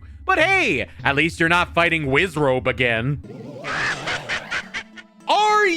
The new tool you get is the light arrows. So now we don't need mirrors anymore, as we can shoot light to make those blocks disappear. The most unique thing is, you see chests that are upside down. That's because half of the dungeon is actually upside down, and you have to flip the dungeon around. It's a fun idea for sure. And again, truly memorable with its execution. This is a long dungeon though, especially if you're trying to get all the fairies like I was. There was one specific fairy that has you hit the switch and as a Goron, roll to the chest without hitting or bumping into things in the lava. And it truly is the most pain in the ass fairy to get.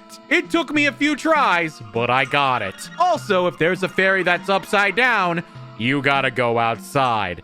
Set up all the statues, and then make it right side up again. And then do it all over again to get it back to normal. It's a bit tedious. Still, this was definitely the most memorable dungeon in the game for me. Especially with the music, because how it changes every time you're upside down or right side up. You also randomly find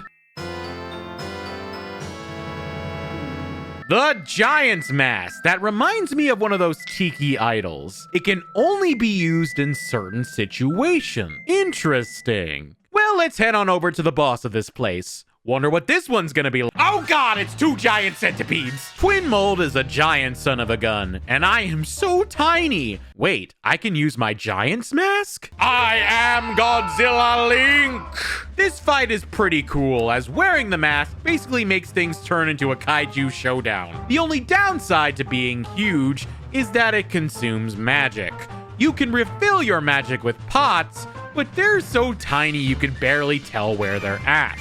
Also, if you aren't careful, you can fall off the edge and end up at the start of the dungeon? Yeah, this fight is a bit of a mixed bag. Just aim for the tail and you can do some major damage. Finish them off and we get the final mask remains and release the 4th giant along with the Great Fairy Sword?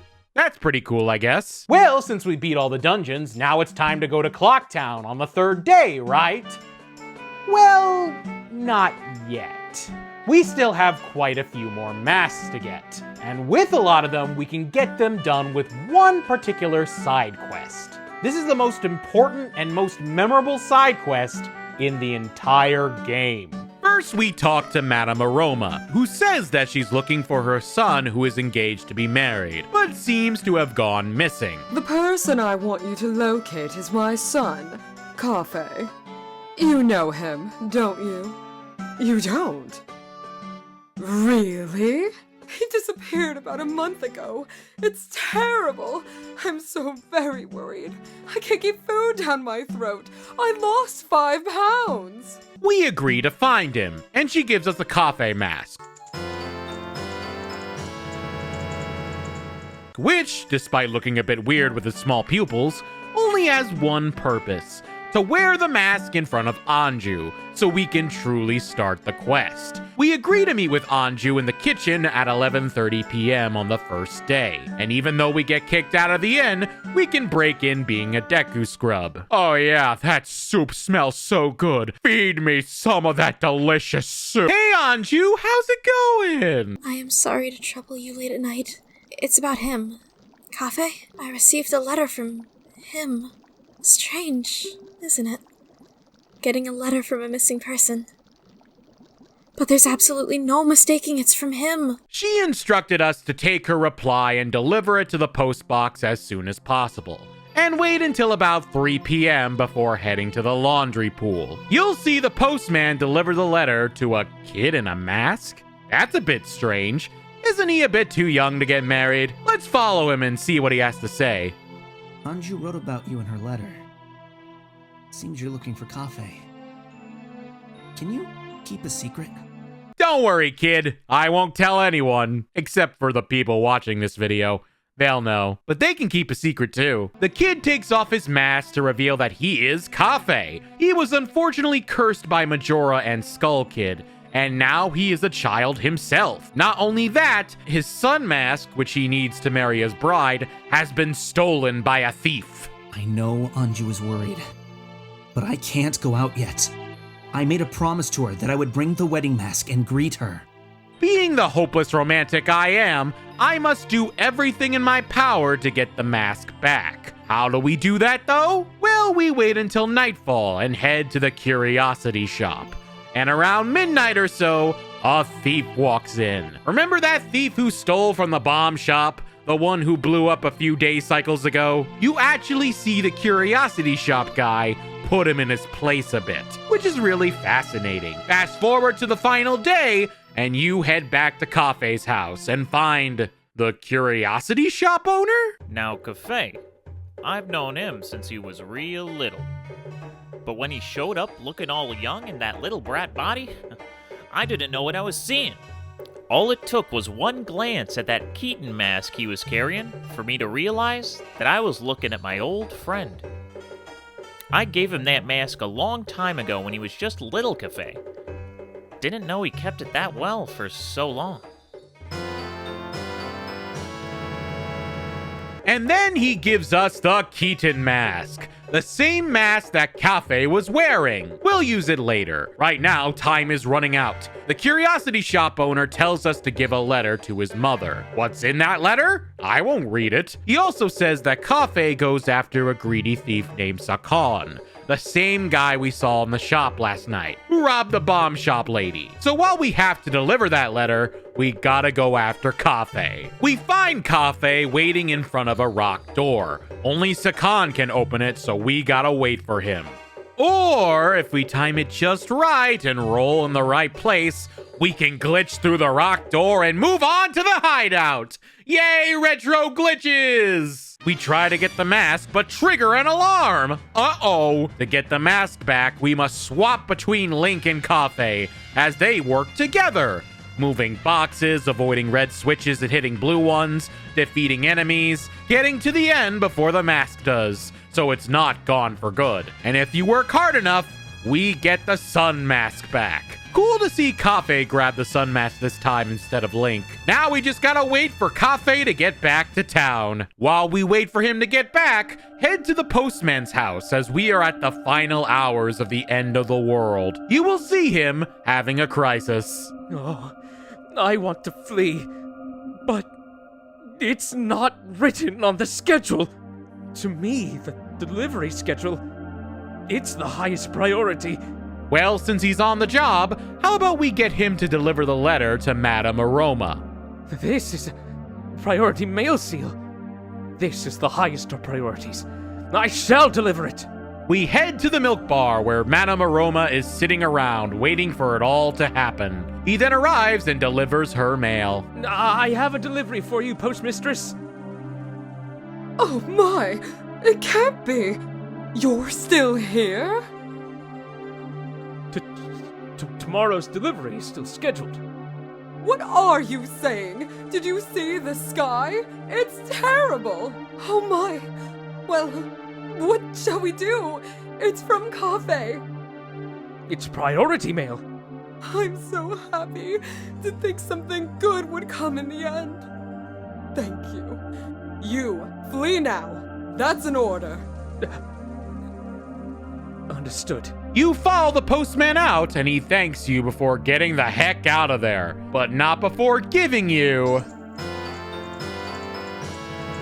We are the postman now! No time to waste as we wait back to the stock pod with Anju waiting with her wedding dress and moon mask. The clock ticks as it gets ever closer to the end. Will Kafei come? Is he going to flee because of the moon?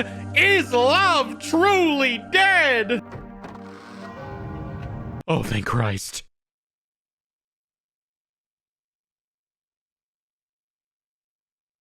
I have met you before. What a familiar scent.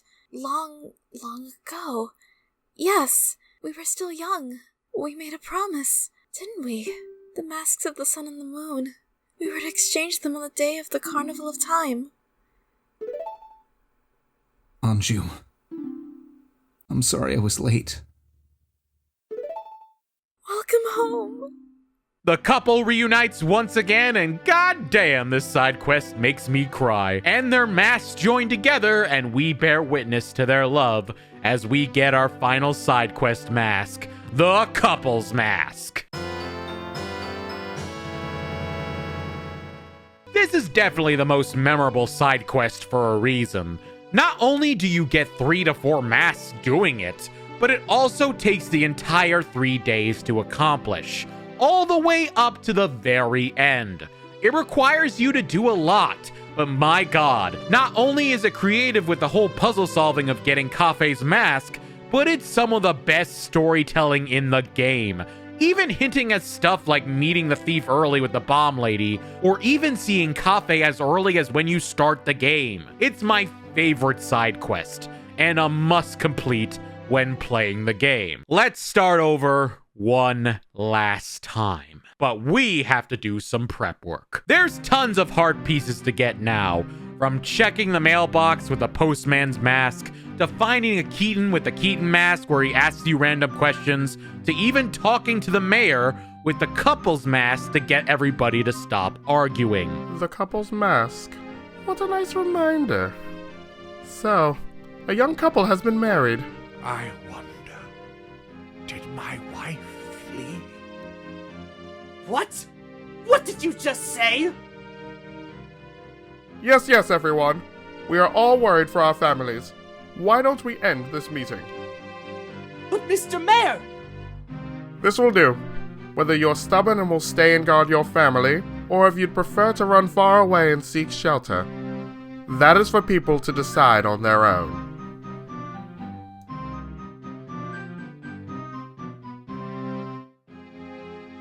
Who knew love would bring people together, or at least end a 3-day argument? More heart pieces can be found by trading deeds with the Dekus or different tasks. You can also bet money on dog races. You can eventually get all the heart pieces if you really wanted to. But I don't. One thing I do recommend is going through the milk bar and getting the Chateau Romani, the most expensive drink on the menu.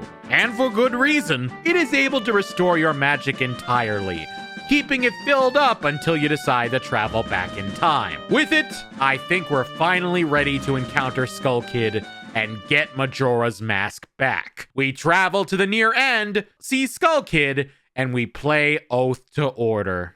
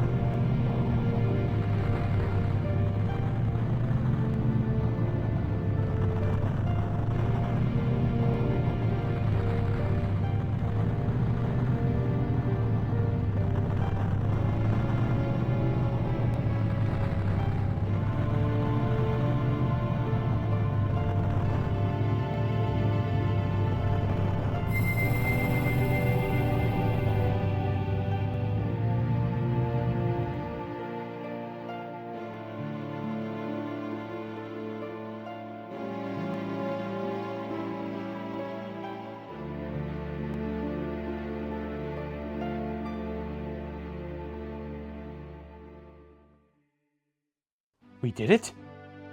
Hey, we did it! We even got Tattle and Tail to reunite too! Hey! Skull Kid! Do you realize what you've been doing to everyone? Wait, sis! Don't be so hard on the Skull Kid. Tail, why are you protecting him? Aren't you mad at him for hitting you so much? He was lonely. The Skull Kid. The power of the mask made him do it. It was too much for the Skull Kid to handle. It's 'cause he doesn't know his place. On top of having a weak will and no strength of heart, he's a fool. Certainly. He had far too many weaknesses to use my power. Tattle? Yeah, that's right. Admit your stupidity. Huh?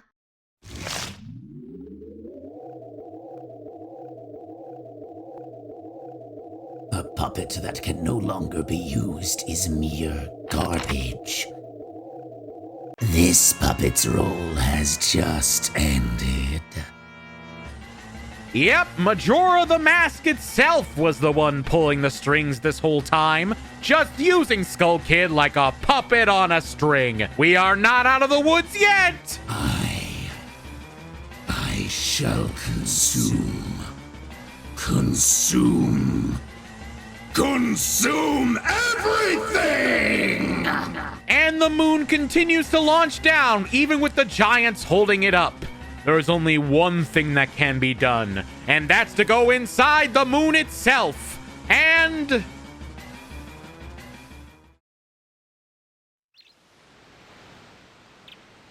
why did we end up in Elysium from Xenoblade Chronicles 2? Yeah, this is not what I expected the moon to look like whatsoever. We could take on Majora as we see a kid wearing his mask near the tree, but there are other kids wearing the other boss masks running around. This is a good optional final area, giving the kids all your masks and going through one final dungeon, with each area getting heart pieces at the end. It's a good way to get an extra heart, and help with that completion bonus. But this whole area is trippy and surreal. What does it all mean? While we don't know for sure, it's worth mentioning something about Termina itself. According to the Hyrule Historia and the Zelda Encyclopedia, it isn't even real to begin with, as it was created by Majora's powers and the heart of Skull Kid. It's an imaginary world, but the adventure is no less real. At first, I wasn't a fan of it, but again, the adventure's still real, Link is still going through what he's going through, and it doesn't make things entirely pointless. Now this section, however, I feel that it is more Majora's mind, which may have some ties to Skull Kid as well. When it comes to Majora themselves, we don't really know anything about them. We just know they are an evil entity who manipulated Skull Kid to destroy the world. But that's it. I kinda wish we learned more about them as the game went on, or from any other official source. It's an interesting alternative to Ganondorf, but they're still mostly a mystery by the time we're dealing with them directly. After giving each of our masks away, all that's left is Majora. Will you play with me? This doesn't sound like a trap at all. You don't have any masks left, do you? Let's play good guys against bad guys. Yes, let's play that.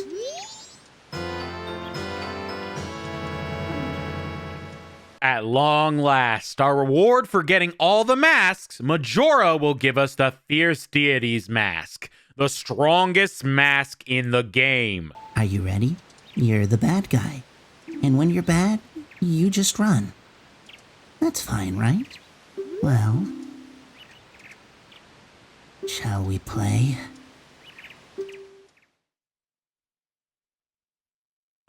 We get sent to this weird as hell dungeon. And I advise, if you want an easier time, put on that new mask. It transforms you into the Fierce Deity, which may look familiar for those who played Ocarina. And now you look and sound like your adult form. It's a powerful mask that's going to help you get ready for the final battle.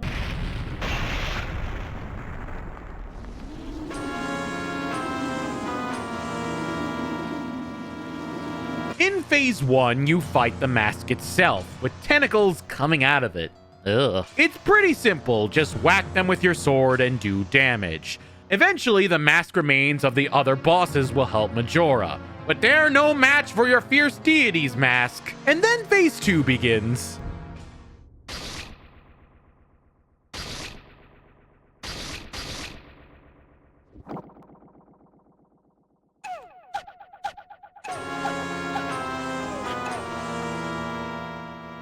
So now Majora's moving around super fast, trying to run away and even dancing while taunting you. Something about the way it moves is just unsettling to me. They don't really attack in this phase either. Your main problem is you just got to hit them. The music changes once again, each iteration more frantic than the last, matching Majora's movements. You also see an eye grow out of the top of the mask if you look closely. And all this time I thought the eyes were the mask itself. I guess they were nipples? Keep whacking Majora with the fierce deity until...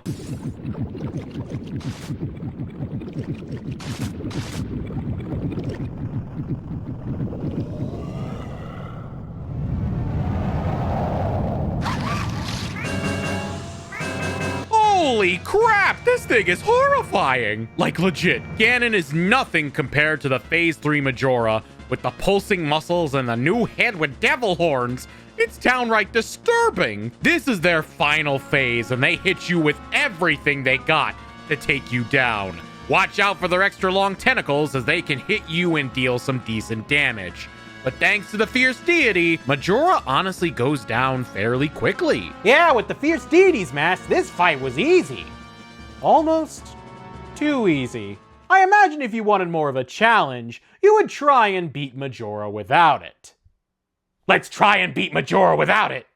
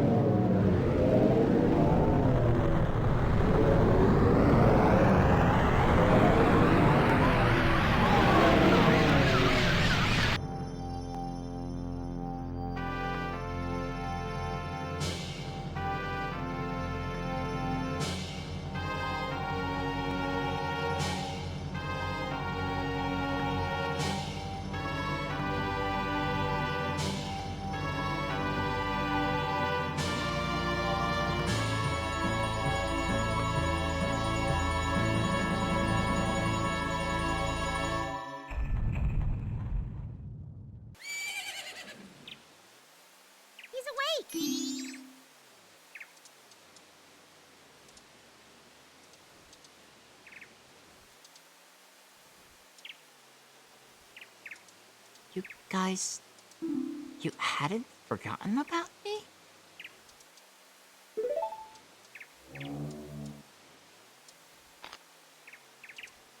You still thought of me as a friend?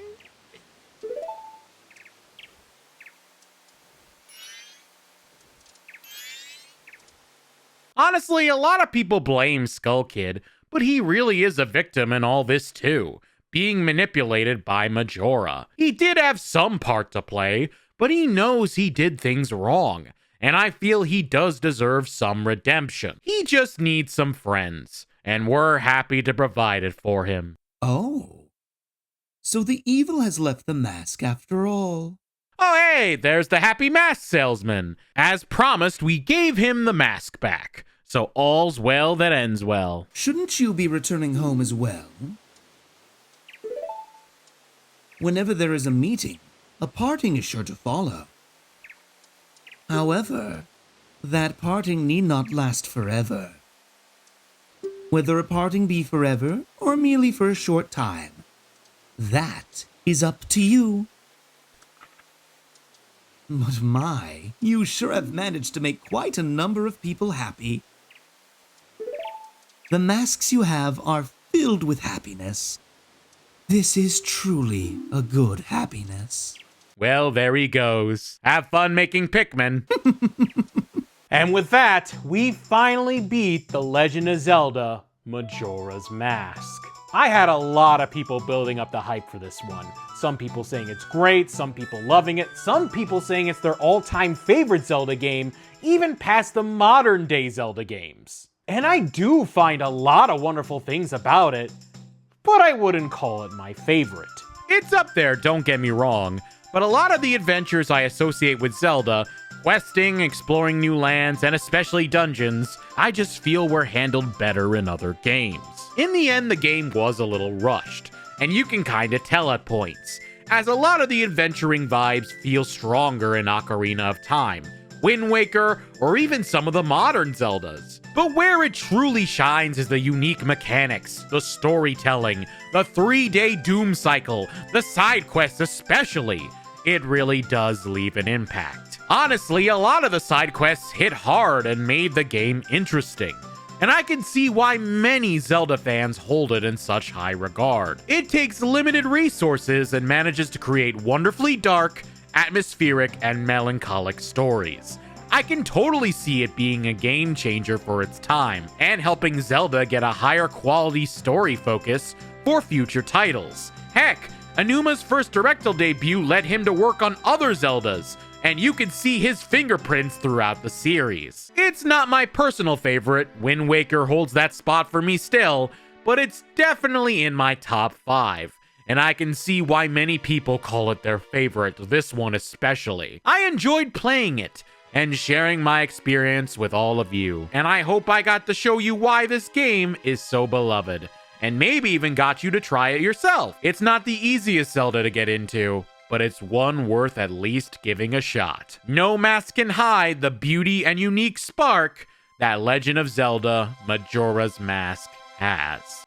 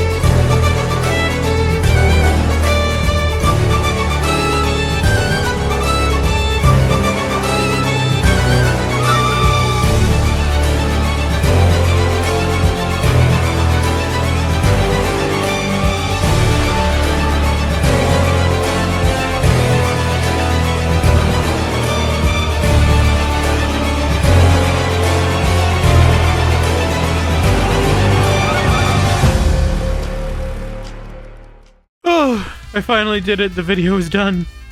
Thank you so much. If you're watching this and you made it all the way to the end, you're the real ones. This was my longest video yet. Thank you so much. I really, really, really appreciate you.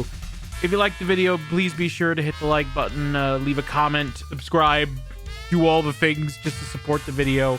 Special thanks to all the voice actors who helped me out with this video. They volunteered their time to voice these characters, and they did a really good job. Special thanks to everybody else who helped me out with the video, with the behind the scenes and stuff. And of course, a special thanks to my Patreon patrons, including Mantelferox, BlueRage03, and Saavikam.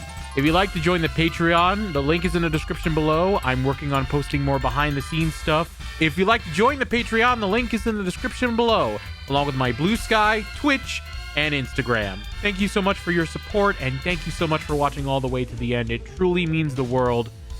I'll see you all in the next video, whatever it may be.